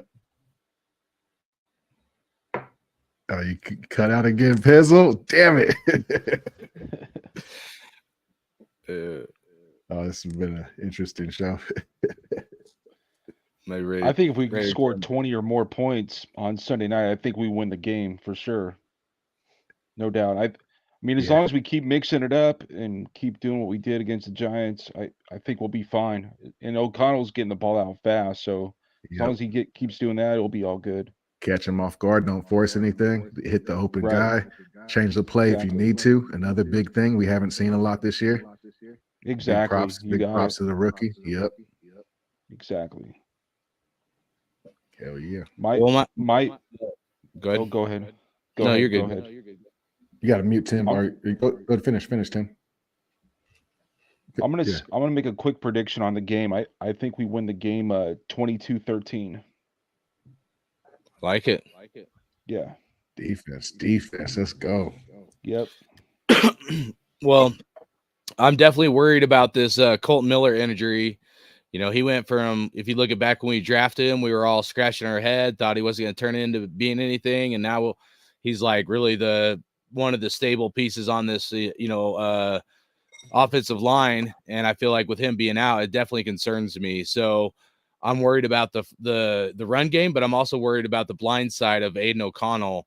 So before the injury of Colton Miller, I felt like if the coach could just try to push the offensive line to just block your guy for half a second longer, just hold your block for like a millisecond longer, just to give Aiden O'Connell that extra little, half second to throw the ball. That would definitely help us. And, if Aiden O'Connell get the ball out just like 0.3 of a second faster, because we can't come out of this game where it's like a Khalil Mack game where Khalil Mack got 6 sacks or, 7 sacks total against the Chargers, when that was O'Connell's first start. So I don't think the Jets rushers, edge rushers might be that good. And I think Khalil Mack was like a revenge game kind of deal. But, I just feel like there's a lot of things that could happen to where Kolton Miller being out could affect a lot of different elements. So it definitely has me concerned. Going into this game, I felt like, if we run the ball good, because the Jets defense is known to give up, big runs or, like 138 rushing yards. That could be a good game plan to be victorious. If you look at Josh Jacobs' rushing yards this year, he's only at 506, which we all know is not good enough, especially based off of last year. But I feel like hitting this back end of the season, Jacobs' legs should be fresh. We're coming to a point in the season where it's kind of winter time. Defenses are going to be worn down and injuries, and this is like the point in the season I feel like the running game should be picking up, and I think Jacobs should have a big hand in that. If you look at what Jacobs needs to do as far as all-time Raiders running backs, what Jacobs needs is 662 yards this season, and he will become second all-time running back for the Raiders. So it comes out to about 82 rushing yards per game, which I think is definitely achievable. Going into the season, Jacobs needed about 1,200 rushing yards to become second all-time Raiders running back as far as rushing yards. And Jacobs only needs 3 touchdowns to become number 2 on the list for all-time, Raider running back. So, I think Jacobs is in line. He's set up to, finish this year strong and become number 2 Raiders all-time rushing leaders in touchdowns and all-time leader in rushing yards. He ain't touching, Marcus Allen unless he's going to spend another 4 or 5 years here kind of thing. But I think that's a cool thing to look forward to. And hopefully Jacobs has a big game. And hopefully whoever fills in for Kolton Miller does a good job. And those 4 or 5 years more is only because Al Davis made Marcus Allen ride the bench for multiple years. Otherwise, those numbers would be way, way more. Yeah, you're right. Yeah, that's true. And he was a fullback blocking for Bo Jackson. That's crazy. Exactly. Crazy. But That's the difference, but a lot of when we got inside the 2, it was guaranteed we were going to score because Marcus was going over the top. Yeah. Right. But and that's what the Raiders got to do right now. We're not pounding the ball inside the 5 and the 10. And when we get that close, we need to stop trying to throw the ball. We got to run it in there. We got to pound it out. That's being physical. They know what we're trying to do, and we know that they're trying to stop us, but it shouldn't matter. When it comes down to it, we should be more physical than them. Yeah. And that's what we've been missing all year, except for last game.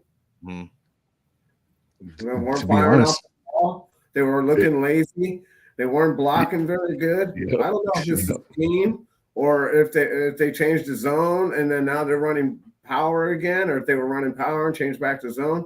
Whatever they did at the beginning of the year, they screwed it all up because it definitely doesn't look anything like the offensive line of last year. And if you only change one guy, it shouldn't look like that.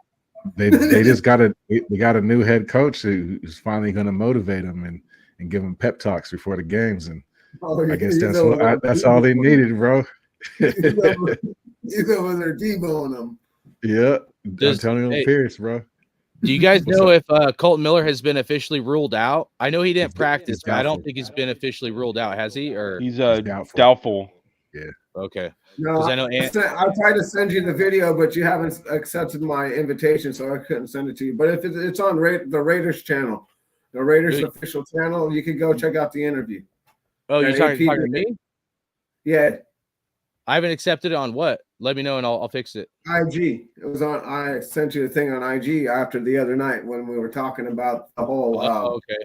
I haven't checked my IG in a couple days because I was sick, but I'll check it in. So I sent you an invite on there, but I couldn't send you the thing that I sent Ben because we're not friends on there yet. But I'll correct that. I sent it also, so whenever you accept it or whatever, I'll send it to Nate in a second too. But yeah, he was on there, and actually I'll send it to him right now.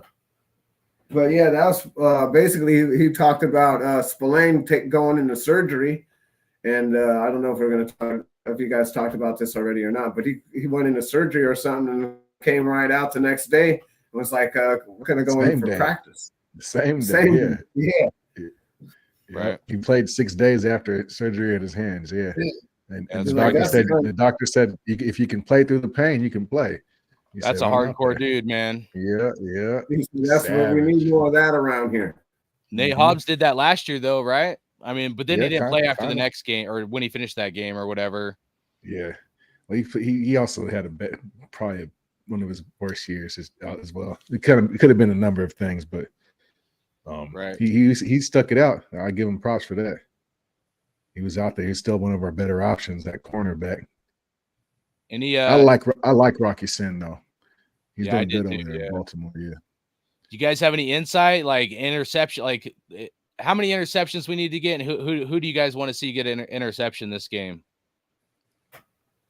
I'd like to see Marcus Epps do something, you know. But you know, he's stepped up a little bit. Marcus Peters is getting his hands on a lot of and disrupting a lot of passes. So I expect him to start reeling them in pretty soon now. Any moment now. He's getting close, bro. He's getting close. Go ahead. Sure. I'm gonna say Trayvon Mowerig gets a pick Sunday night. I like it. Let's go. Yeah, he's been eating. Yeah, that's what I was gonna pick was Morig or Epps, but yeah, I like it. What about Crosby? He's he's tied at 9.5 sacks with. I had it pulled up here. I thought it was 11. I know It's only Ben 9. went I over. thought it was at 11. I thought he was at 11. Is he that? 9.5. Okay. Yeah, I think it's 9.5. Let me check the date on this thing. This was yeah.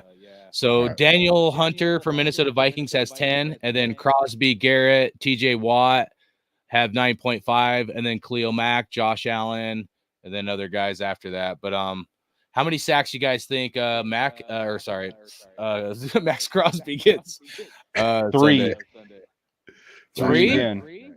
3 again. All right. Yep. He's going to eat against that offensive line. Their offensive line sucks, man. Their offensive line is bad. I like it. Hey, Mekhi Yeah, Beckham, he's going to eat. Mekhi Beckham is an animal. He's an animal. I'd like to see him get 3, but I'm gonna say 2. I'll say 2. I was thinking 2. Yeah. Yeah. Pizzle. You frozen? What's that? No, I'm Pizzle, good. I'm sorry. Chizzle.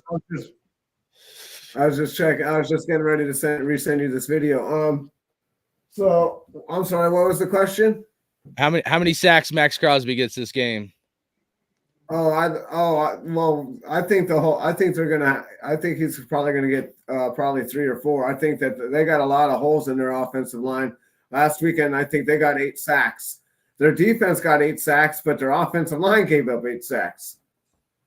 So, Yeah. And we got 8 sacks last week. So we should be able to. I'd like to see us to maybe be able to get 8 more sacks this weekend, but we'll see. But yeah, I'd like to see him get 3 or 4, and I'd like to see. And my disappointment of the year, my disappointment in the player was Tillery. You know, he hasn't really shown up for us too much. Yeah. You know, I missed out on that little conversation a little bit earlier.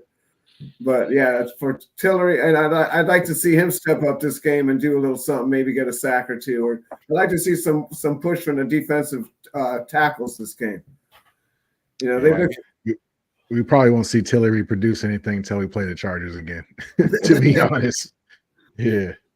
Well, that's the only team he wants to get up for. I apologize, Nate Dogg. I ain't trying to take over your show, bro. You're good, bro. Hey, I appreciate you, bro. You do your thing, bro. Just here to facilitate it. I talk about Raiders. I get excited. I'm like a excited little puppy dog that just pees all over the floor and yeah. Hey, bro, just clean up when you're done. You're all good, bro. I'll use my tail. There you go. Efficient. You obviously all know the Raiders, right? Just some people want to do a little bit more homework than the others, you know? Yeah. And that's what sets other people apart from other people, right? You know, I'm just, you know, I'm not Hardcore's that good at it. serious. You know, I know a little bit, but I don't know Hardcore's a players by motherfucking names G. or anything yet, you know, but that's never really been that important to me until, you know, because players rotate in and out of here nowadays. It's not like back in the day when they were on your team for 7 to 10 years. And once they started, they opened up the players to move around a lot easier. All that continuity with the offensive lines and all of that stuff, that all kind of went out the window. Because back in the day, you had offensive lines that played for 7, 10, almost 15 years together. Right. Long time. Yeah, it's tough now because like you might only have a player 1 or 2 years, man. There's so much turnover on teams. It's insane versus how it used to be. Yeah, exactly. And Makes I a don't lot- blame players. I mean, I understand they want to get their money, but at the same time, you got to earn it. It's a production-based business too. Yeah.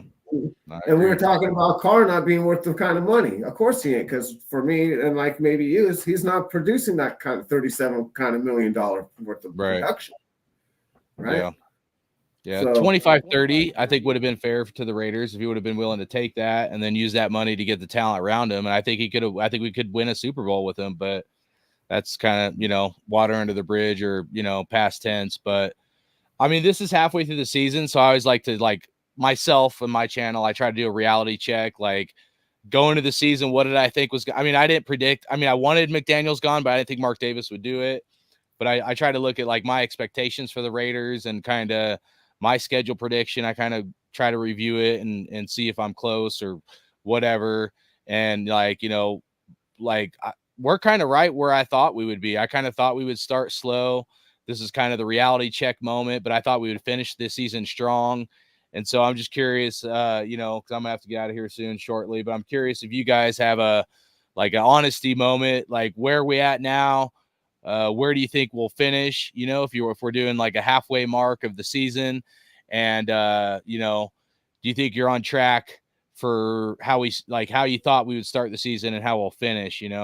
What were your kind of expectations? I'll be honest, I had us going 10-7, and we'd have the record we have right now. There's a few teams I picked. Like I picked us beating the Dolphins and the Jets. The Dolphins one might end up being wrong. But I think there's still a good chance we could finish 10-7, maybe 9-8. But what do you think, Pizzle? Where we're at right now, and what you initially thought going to the season, like record prediction stuff like that, man. Well, I think my high was I think 12-5, and I think my low was 10-7. I think it was. So and I don't know. We're still on target for at least one of those. Like everybody else, right? I had us going 4-1 or 4-2 at the beginning of the season, right? Or the first 2-2 or 3-1 at the beginning, because I figured that we had a chance against Buffalo, but not really. That for me, that would be if we played like we played last weekend against Buffalo, we might have won that game, right? But we didn't play like that, so but we've lost games that I thought that we should have won, and we won games that I thought we should have lost. So yeah, like you said, I think we're just about where we want to be. I'd had us about 500 about right now, so we're pretty much on target, and we just got to strap on the seatbelt and hold on, go for the ride. Love it. Yeah, I'm about a game off of my prediction as of right now, but I don't think anybody predicted them to be this bad, or the offensive line to take this big of a step back, or Jimmy Garoppolo just to fucking shit the bed totally. Yeah, there's a lot of stuff that or Chandler Jones, the Chandler Jones fiasco, we kind of glossed over that earlier. That threw a wrench in the whole thing. I think that kind of hurt morale for the most part, and guys kind of checked out. And then you got the fucking dickhead McDaniels, who's not sympathetic at all to the situation the players are going through, or what kind of shit's going on with their mental, and he's just kind of like, whatever, fuck you guys, play ball. And they get paid millions of dollars, right? But it's still a personal thing. You see these guys more than you see your own family most of the time, spending 16 hours a day sometimes, or whatever they do, putting in hella hours. And for 4 months. But then the rest of 9 months, for 9 months, you're pretty much, living the life. You're right. But you want. These guys are sacrificing their bodies. I mean, it's a big deal, bro. I mean, you don't move the same. Yeah, but you take some big injuries. It's a big risk. It's all mental gymnastics. I agree, Pizzle. It is. It's however you look at it. But it's at the end of the day, that these guys want to feel like that they're a part of the family, and And No, when you no, got I a agree, guy like but- McDaniels, yeah. McDaniels just he don't yeah. I forget where I was going with this. Well, No, I just how do you think we finish though? What do you have a record prediction if you were to readjust your initial like record prediction before the season started, and then where we're at now? Yeah. Like, how do you think we finish, bro? We're right there. Like I said, I'm a game off of my prediction, but depending on how these guys pull out, I don't know. And for me, another thing is from last week, because the Giants are kind of in the position they're in. They're not a really good team either, or definitely not a good team. Okay. But they were a playoff team last year, so they have some talent over there on that side. But for whatever reason, they couldn't put it together. So I can't tell if they checked out and if we got lucky or if we're that good. So I'll have a better idea after this Jets game. I think I said it last week, and I'm gonna stick with it. But I think if I had to put a gun to my head, I'm gonna stick with I say we get 9 wins. I like it. Yeah, That's fair. I like it. Good shit, bro.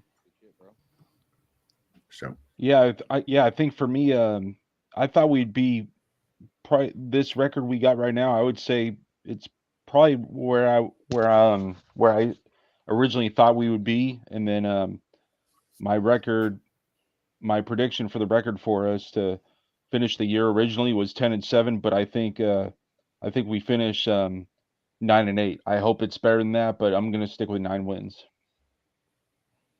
Yeah. Hold me to a cross. I said 10-7. I'm sticking with it. I think I'm wrong. I'll be honest. I think some Raider fans came in there. And I'm really worried. I mean, even though we're about at where I thought we'd be at, like, there's a lot of unknown factors. But I'm still gonna stay positive, man. I think we can somehow make the playoffs, and I'm gonna hold on hope, man. You know, it starts obviously with the Jets. We got to win this game. Like, I really feel that this is a must-win game. That's why my last show I called it a must-win, baby. If we can't beat the Jets, guys, it's going to be really tough to make the playoffs. I mean, just eating some or drinking some True Serum, you know what I mean? But if we beat the Jets, we're in the running. Anything's possible any given Sunday. You know, I thought. Let me ask you a question real quick. I'm sorry to interrupt you. So what do you think about this Aaron Rodgers thing? Him throwing 50-yard bombs and shit with a torn fucking Achilles tendon. You see that? Sign him. Go trade for him right now. You see him on Monday Night Football? He's just down there throwing 50 yards bombs like it was nothing. Like he ain't even never been hurt. I don't think he's coming back. I think the whole thing is just to keep that hype for New York, and I don't think they're making the playoffs. I mean, if you look at Wilson, that guy shouldn't have been drafted in the first round. Dude, there's so many bust quarterbacks in the first round. If we go back 5, 10, 15 years of quarterbacks that were taken, the top 3 quarterbacks that were taken in the NFL draft, so many of them end up being complete bust. And then you have to ask yourself why. Like, why and how do all these quarterbacks taken top and that are pumped up going in the draft, and how all these guys like the Todd McShays and I'll tell you how, because they don't put anybody around them. They bring them in and they're the shittiest teams. They're number 1 picks. They go to the shittiest teams like Detroit that pick all the best wide receivers, or one thing or another. They don't know how to build a team. And then when you're basically sending them to the grave, being the number 1 pick is not the best thing to have in being in the NFL, because a lot of times they're not going to play the offense that you played in college. And when you bring in a new quarterback, you need that. You need to be playing something you're familiar with. Look at Burrow. That's a great example, right? His first year he came in, he was iffy. They bring in Chase, and then he starts lining it up because he's the familiarity. It's not like the other 2 receivers weren't bad, but they went out and helped him. They helped get what he needed. A lot of these franchises like the Bears and Detroit, they don't do that. They don't ever go out and get help. They just, I don't know. Yeah, it's like a constant rebuild. I hear you. And a lack of talent when these teams are drafting high is definitely a huge portion of it. But part of it is a lot of these guys are playing on colleges that have a lot of super studs around them. Yeah. If you have a lot of super studs around you, it's gonna elevate your game and make you look better than you probably really are. So my point is like, you could be a super stud playing on Alabama, and then you go to the NFL and you don't look like a super stud anymore because you may not be surrounded by that many super studs. So well, and that's what I'm talking about with like Bryce Young, right? And look at right now, who do they have around him? And he's a rookie. He's getting smashed because he's a rookie too. You know, they're not being nice. And I like Bryce Young. He plays for Alabama. He played for Alabama, right? And so did Mac Jones, right? But and you know, so you know, Trey who's the guy who plays for the Jaguars, right? He played for LSU. Burrow played for LSU. No, you're talking Marcus about Russell won the championship with LSU under Mark Saban, right? So Trevor Lawrence, Clemson boy. There's plenty of these guys that, like you said, they draft, like you said, they got all that talent around them, and then when they come to and they're drafted number one, and you come to the Raiders or you come to these teams that aren't got anything around them, they look like crap. Yeah, they look like straight crap. And when you don't have, and the coaching too, like I said, they didn't have any coaching for these guys. It's like this last year with the offensive line. We're talking about what's going on with the offensive and defensive line. Well, if the offensive line and the defensive line, it's the coaching. There's something going on with the coaching. Right. They're not being coached up, or they're not being motivated. And you know, I'm not saying Arden Key or all these guys that are left are all superstars, but they go and leave and they get coached up and they perform better than what they did when they were here. Well, there's a problem. I mean, in my opinion, the quarterback thing, I think there's multiple aspects. I think you make some great points. So I'm not going to disagree with you on the aspect that a lot of these teams aren't setting these players up for better success. But the other part of it is some of these guys are prima donnas. Like they come in the NFL, they're like highly drafted, and they lose a little bit of that gumption because they're making, you know, pretty good money. Maybe not great, but like if you look at the top 3 quarterbacks taken out of this draft, meaning Bryce Young, CJ Stroud, Anthony Richardson, they're all making around $9 million per year. Okay.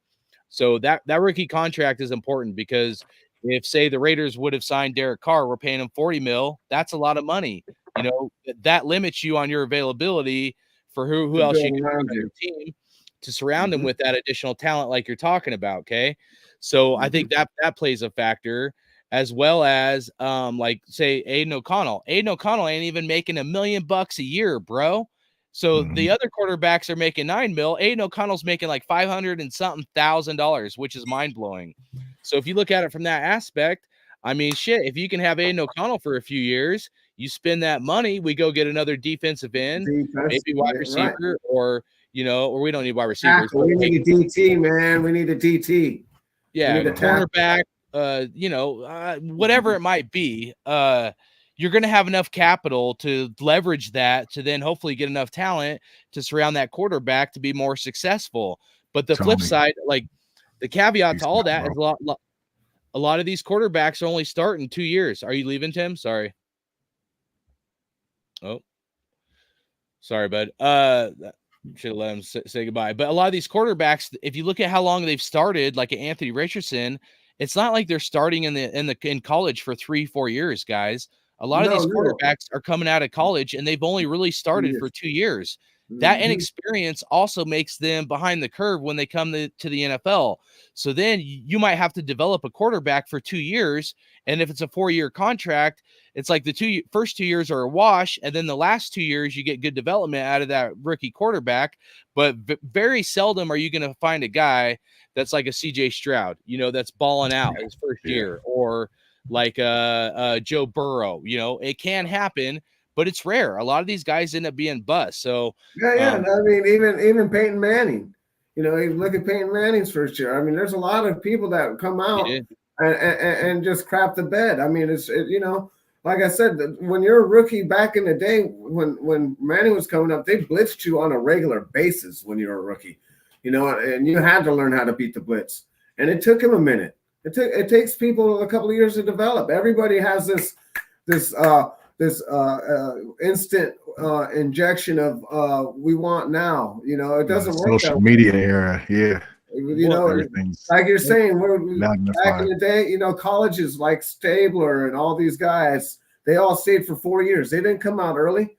They stayed. They had to stay. They had to stay and sit behind people. They didn't just get to start. They stayed behind. It's not like we got 3 or 4 guys that are crack to come and step up and be. Right.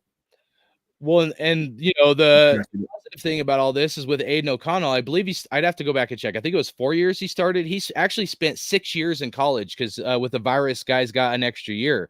Yeah. So Aiden O'Connell, we drafted him at 24. He's age 25, but he has that additional years of experience. So when people look at age and they're like, oh, that's a knock or whatever, I see it as a positive. I'm glad that he has that extra experience because I think he's more the reps. Yeah, he's more NFL ready, and I think that's going to help us and hopefully to make the playoffs. So that's I'm with you with the reps, man. Get the kid reps. Give him reps. Give him reps. Give him reps. That's what he needs. You're all good, Tim. Appreciate you stopping by, bro. It's all good, bro. Appreciate you, Tim, man. Right on, Tim. Gotta get you some headphones. Something's going on with the Android. It usually works with Androids for whatever reason. There was a memo sent out. You know, and O'Connell is definitely working with the number ones right now, right? So he worked with them last week. He's working with them this week.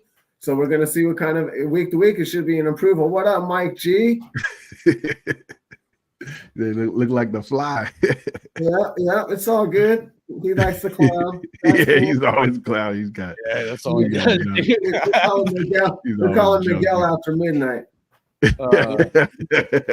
Well, all right. We're talking about quarterbacks. I'm curious. Is there any quarterback that Aiden O'Connell reminds you of? Like you look at his game and it's similar to another quarterback. I'll go first. Right now, I think he looks like a Ben. I think he looks like a Ben Roethlisberger. He's skinny, bro. He's unique, bro. He's kind of little. No, he's 6'3". He's 6'3", but to me he's kind of, I don't know, it might be the number too. He looks kind of more like a Steve Youngish kind of guy. He likes to scramble. He can get out. He can run. And he Steve Young can move, but I don't think Aiden O'Connell can move. Yeah, I don't think. Yeah, he's got pretty. But you know, he's more like we can say an RG3 or something. Somebody he had like negative. A little bit more mobile. He's not a statue. No, he is physical. He had like negative yards rushing or something like that in college. Yeah, Tony is. Yeah, it wasn't Raiders. It was someone else, some other site or on YouTube that had put out a video of like Aiden O'Connell to practice, and I'm watching his footwork drills, and I'm like, it looks like there's cinder blocks tied to his feet. He does not have quick feet, sloppy. Which I'll be honest, it worries me. I'm not saying he's got to be a Lamar Jackson, but you know, if you look at Peyton Manning, you mentioned Peyton Manning earlier. Peyton Manning did tons of footwork drills, ladder drills, stuff like that, just to have quick feet. So if you ever watch Peyton Manning, he would always be moving his feet until he would throw the ball. Like a ballerina. Yep. What's that? Sorry. Like a ballerina. Yep, you're right. Yeah, he would. Yeah, he'd always move his feet and then he'd plant him at the last second and then throw the ball. So I'd like to see moving forward. I'd like to see Aiden O'Connell learn how to work on some foot drills to get, you know, I'm not saying he needs to be running, but he's got to get quicker feet, if that makes sense. Because if you can have quick feet, then you can move faster in the pocket when that heat's coming on you. You know what I mean? So there is a few concerns, you know, for Aiden O'Connell moving forward, but it's not something that he can't obtain. You can do off-season workouts to get some of that strength and to increase some of those categories you might lack. I'd say Joe Flacco with a smaller arm. That's a good one. Not as strong of an arm. And Joe Flacco won a Super Bowl. He did enough to win the Super Bowl. Yeah. I mean, but that's kind of where I have him. Peyton Manning, I think that'd be giving him too much. Maybe you're right on, bro. But I think of Joe Flacco. That fucking guy's fucking killing me.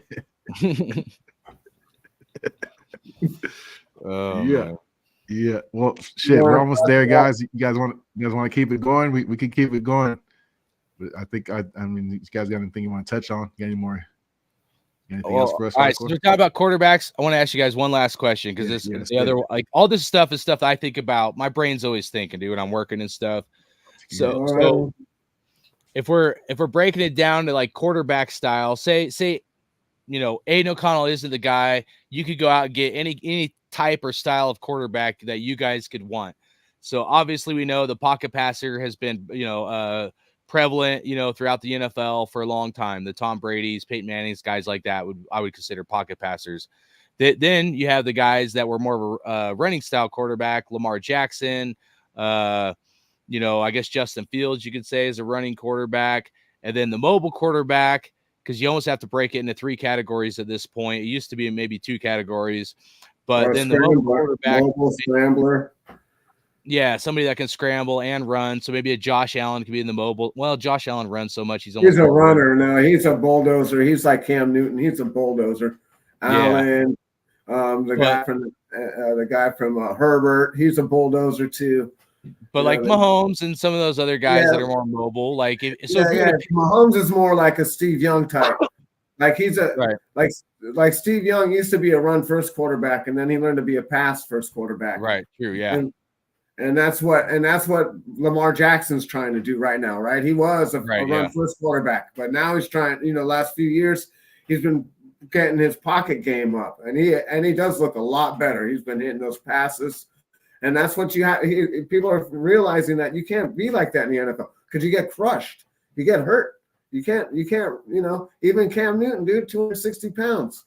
The only last few years you get crushed getting hit by linebackers and shit all game. Yeah. You're the man and shit.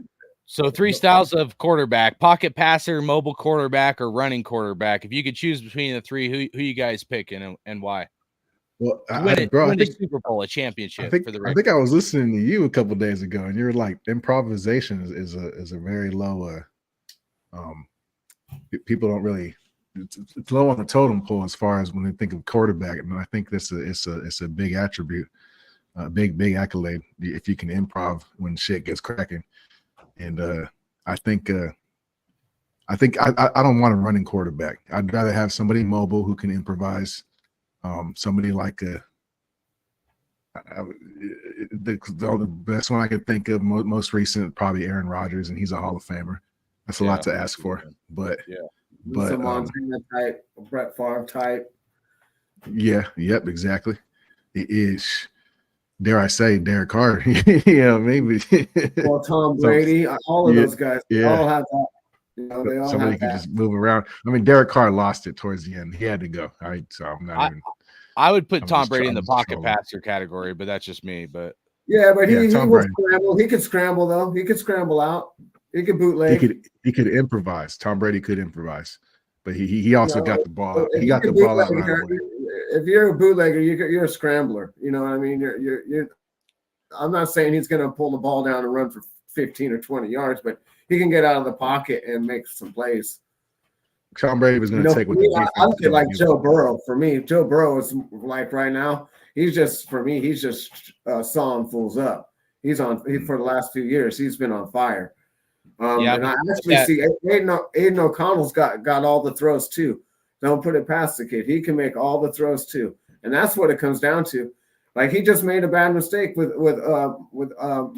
Myers the other night. He needed to throw that to the back home or not, so that way he was going to get it or no one's going to get it, And Myers didn't even look for the ball either. You could look; he's just running. If he would have looked, he might have been able to knock it down at least. He's just running. Not even the same route. Yeah. Not even the same route. They were totally off this different pages. Yeah. So, mistakes are made. He's a rookie. It happens. I'm not mad about it. I like I said, the floor is losing with all of them. I want to see what Aiden O'Connell has. We already know what the other two got. We don't know what he has. And that's what we got to find out. I like it. Like you said, we got to figure out, like you said, these number 1 draft picks, right, are crap in the bed. O'Connell's was 4th, and he outperformed all of them, right? He's drafted in the 4th round. He outperformed them all in the preseason. I know it's preseason. Yep. But, we have to give the chances to the kid his reps right now, and then we can see what he's got. I'm confident in the kid. I think he could do a good job. I do too. I'm going to kind of stick with pocket passer, subject to change. I would like a mobile quarterback, but I just feel like there's a lot of risk, man. If you look back at the history of the last 10, 15 Super Bowls, you're not seeing the Lamar Jacksons, the mobile quarterbacks, win Super Bowls. Jalen Hurts almost did it last year, but there's just it's like maybe high risk, high reward, or something kind of thing with a mobile quarterback or the running style quarterback. I would rather have someone more of an Aiden O'Connell, but then can shift and slimmer their way out of sacks and maybe roll out and improvise every once in a while. But I feel like it's hard to break it down into the 3 different categories, because at what point do you make someone a pocket passer category, and what point do you move them to the mobile quarterback? Because to me, you said Tom Brady was mobile and improvised, which I agree, but I can't personally put Tom Brady, and I'm not saying you're wrong, but I can't put Tom Brady in the mobile quarterback. That dude, like, so many times the pocket would break down and he would just like slimmer and slime his way to the front and then somehow throw the ball and not get sacked. And I never understood how somebody as unathletic as Tom Brady was could be so slimy and like miss a sack, throw a dime, and then all of a sudden it's like, dude, how did he do that? And Peyton Manning had that same skill as well. So and Ben Roethlisberger at times, and Ben would run the ball a little bit, but you start getting those hits, man, over time, and it takes a licking, man, on your body. So Ben's the difference between them and Ben is Ben was 260 pounds or something. So, and this 300, bro. You're being nice. He was like 300 with all his gear on. So this is the problem, right? They want you to be nice to these quarterbacks and shit, and they weigh they're as big as fucking linebackers and shit. Hey, be nice to that guy. Don't hit him too hard.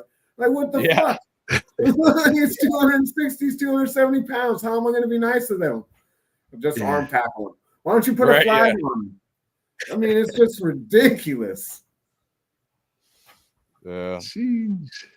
Anthony said Mike Tomlin, coach of the century. That's funny. He's only won 1 Super Bowl. He doesn't have a losing record, but the guy can't win another Super Bowl either. So that's kind of funny to me. You know what I mean? Well, they're still running. They're still running that. What's that dude's? That dude. Kenny Pickett. You know? No. They're the coach. The coach. The defensive coordinator. From the 70s and shit. They're still using that shit, dude. They're still using that 70s theory. I can't remember that coach's name right now, but he's the best coach that they had from the 70s. I can't remember his name. The defensive guy, I forget his name. Yeah. That's what they basically use. Norv, no, not Norv. I can't remember his name right now because it doesn't even matter. But yeah, that's who they basically use. That's the Antonio Pierce about to be the next Steelers, or what's his name? Mike Tomlin. He's about to be the next Mike Tomlin for the Raiders. I swear to God, they got the same kind of demeanor on the sideline and everything. They kind of carry themselves the same way. Yeah, I like it. I got good feelings, guys. I mean, Jesus, let's go. I want to see Mark Davis dancing like he is right now in your corner of the video. But for the Raiders, when we win a Super Bowl, I'll take that shitty dance. I can't dance, but I'm just saying I'll take that dance any day if he gets us a Super Bowl win, dude. Yeah. At the end of the day, if we win a Super Bowl, I'm gonna probably cry. I ain't gonna lie. Hey, when we lost the Super Bowl, I was like 10 years old, bro. I cried, bro. I mean, we got our ass whooped against the Bucks. That shit broke my heart. I didn't understand. I was just dumbfounded. That should have been Gruden taking us to that Super Bowl. That's a fact, guys. That should have been Gruden, man. We won 3 years in a row, dude. We won 99, 2000, 2001, 2002. Right? We went 2000 and 2001, 2002. We went like 8-8, lost to the Titans in the playoffs, and then and then in the 99 we championship game against the Ravens and Syracuse. 2000, right? Busted his shoulder. Right. Yeah, Syracuse and fucking Rich Gannon took him out, did this WWF suplex on on his shoulder. I always hated Syracuse and the Ravens. And then 0-1, we got to the championship game again, right? Well, no, because then after that was, I think, the Tuck game, and we got fucked by the Tuck game. Yeah, and then the year after that, we got rid of Chucky, but then we went to the Super Bowl. So that's 3 years in a row. Yeah. That we had a chance to win.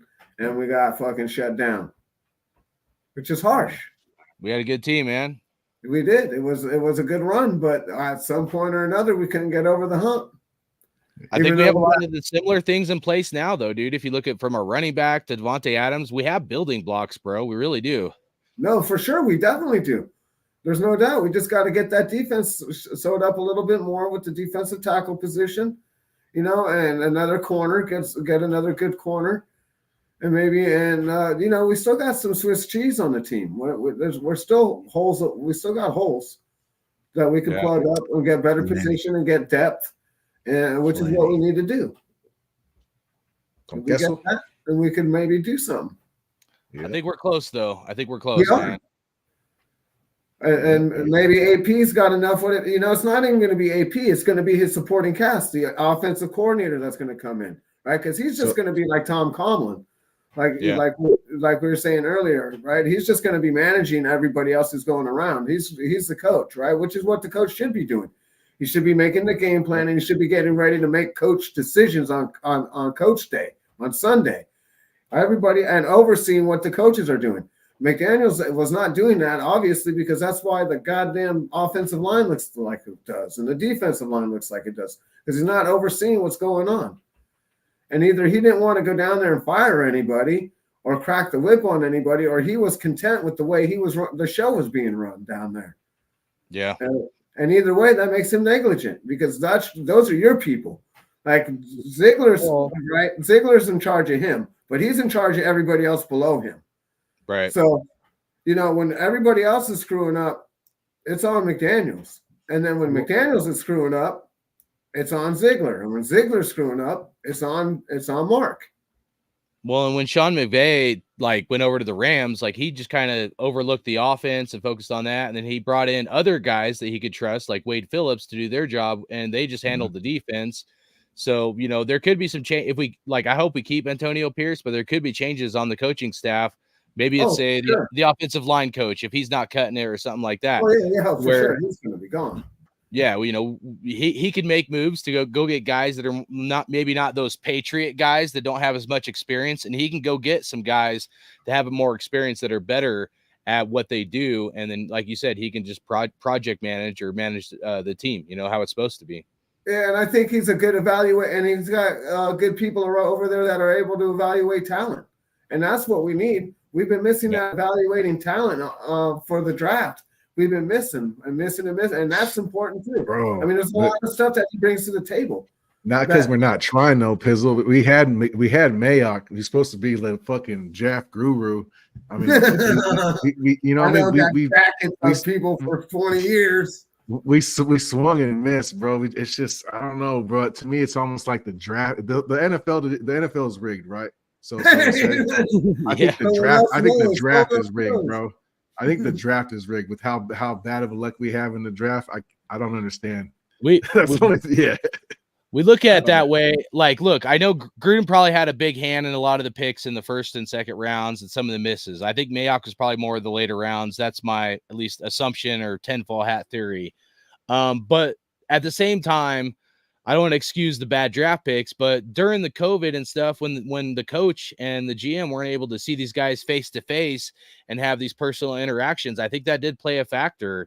And not just that. Did you guys know there's two key things that, when I've researched drafts, that stand out to me? One is, what is the percentage of first round draft picks that even turn out for all NFL teams beyond just ours? Okay, so percentage of first round draft picks. And then two is, how many draft picks out of a 7-round draft do you need to hit on for it to be considered a successful draft? Did you guys know that, if you can hit 3 players, maybe 2 studs, but if you hit just 1 stud per draft and 2 rotational guys, maybe a third one, that's considered a successful draft.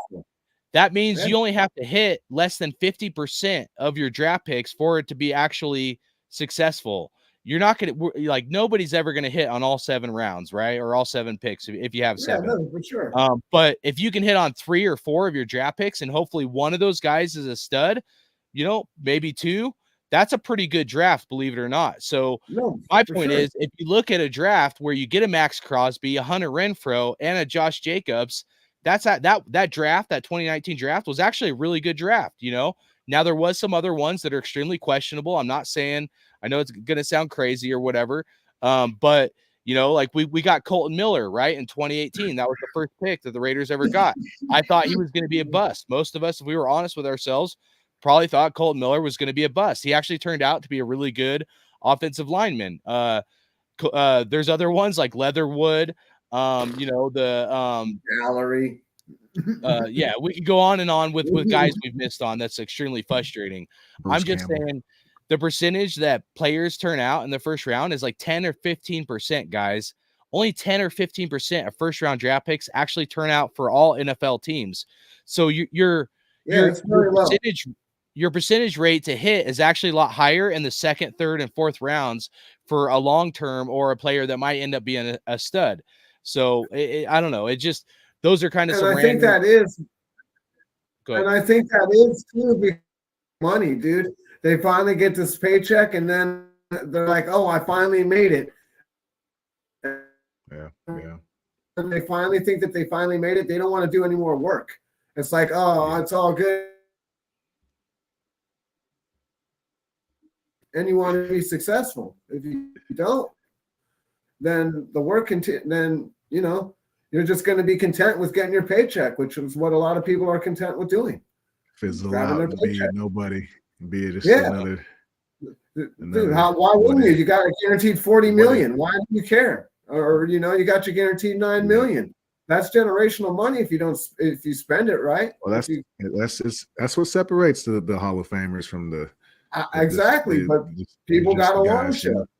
But that's the problem, right, Nate? All these players, and this is the problem with right now, is all these players are making too much money. All the owners are making too much money. All the stadiums are making too much money. I mean, you go back to the day, the players had to go work 2 jobs, dude. They had to work a summer job while they were off from fucking football. They're selling cars, they're going to school. These guys now and they don't even take, the end of the game is sissified. They don't even take any hits. And when they do, they want a flag. Mm-hmm. It's like, what the fuck is going on? Pussy. Max Crosby don't look for no flags. Yeah. It's like, the kickoff returns. No one wants to run the ball out of bounds. Why? I'll just take it. I'll just take it at the 25. They for the players. Scary ass. Like I said, we've gone over this. I think they should be looking those CT scans at draft before you even get drafted. It's all a brand though now, Pizzle. They got to be careful. You know what I mean? I don't like it, but it's the reality. It's a brand. Everybody's got their own brand to take care of and to protect, and yeah, it's unfortunate. Fucking how watered down football has got. The sport I grew up loving, and fucking the hard hitting fucking savage heart Pizzle frozen. That's a funny picture of Pizzle. Right there. Yeah, I think Pizzle's out. I think this is a good time to end it. Hardcore. You got anything you want to end it off with? I'll just say, like, whoever's in charge, I hope it is Champ Kelly. I think he's just got that it factor kind of thing, dude. Going back, like I said, in the offseason and the interviews, and I would love to hit on first round draft picks and all that, but really, I just want to hit on 3 or 4 and have 1 or 2 of those guys end up being, like, at least one being a stud, and hopefully another one being pretty good or a stud. If we can get that out of whoever's going to be the general manager and our leadership moving forward, I think that's a good team. I really do, because I'm going to look at it from a standpoint of, I don't care what round the guy comes from. If we can get a guy like a Max Crosby in the 4th or 5th round, it might be rare, obviously, but you can get a guy like that. I don't care if he's 1st round or 4th round or wherever he's picked. That's a successful draft. And so I just want guys to where we look back and we're like, oh, that was a good draft, instead of us always scratching our heads, kind of being like, dude, this doesn't make any sense. So, but I'm very optimistic moving forward. Appreciate you guys for having me on. I'm Hardcore Raider. You guys can check out my YouTube channel. Haven't been doing a lot of stuff because I've been busy working, and I wasn't very positive with the previous coaching regime, but a lot of that has changed for me. And I got high hopes for the Raiders, and I just hope we go out, we beat the Jets, and let's make the playoffs. That's all I want. And let's go Raiders, man. Appreciate you guys. Much love. One more thing. Hardcore. Final score. Oh, score. I'm gonna go 24-17. Okay. Yeah. Pizzle. Raiders. You got anything you want to end it off with, and then of course, Raiders. Yeah, 24. I got you. Pizzle. Any last words, and then give us your final score. I think that the kid's going to show up. I think the kid should show up big this weekend as long as the offensive line could, hold down Quentin Williams. I think we should be good. And I think we're going to put up some. So we're obviously, I think we'll put up 35 this week, 35-38. So I think we'll put. I think the score will be. I think the Jets will put up maybe 6, and I think we'll run up to 35 on them. 35, Nice. I think we'll run it up on them. Because I think we could have won all gas, no brakes on them last week, but I don't think Antonio Pierce wanted to disrespect the Giants organization last week. I think he wanted to be respectful. You know, because we could have kept going, dude. We could have kept going. Yeah, they pulled. They lit up. Yeah, my bad, Pizzo. Go ahead, finish. My bad. But yeah, no, I just think that I think that it's possible that we could have put up even more points. And the Jets have a little bit better defense, but I still don't think that they have a good enough defense to stop what we're doing. Couldn't have said it better myself, dog.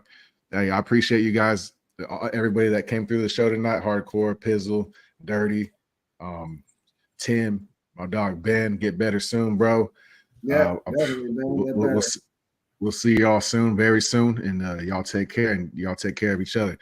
Raiders. Yeah. Peace out, guys. Love. Yeah. Later.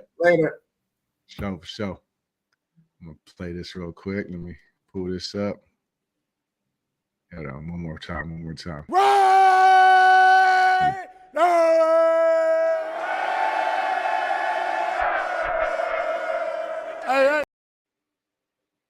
Yeah, all right, guys. Peace. Later.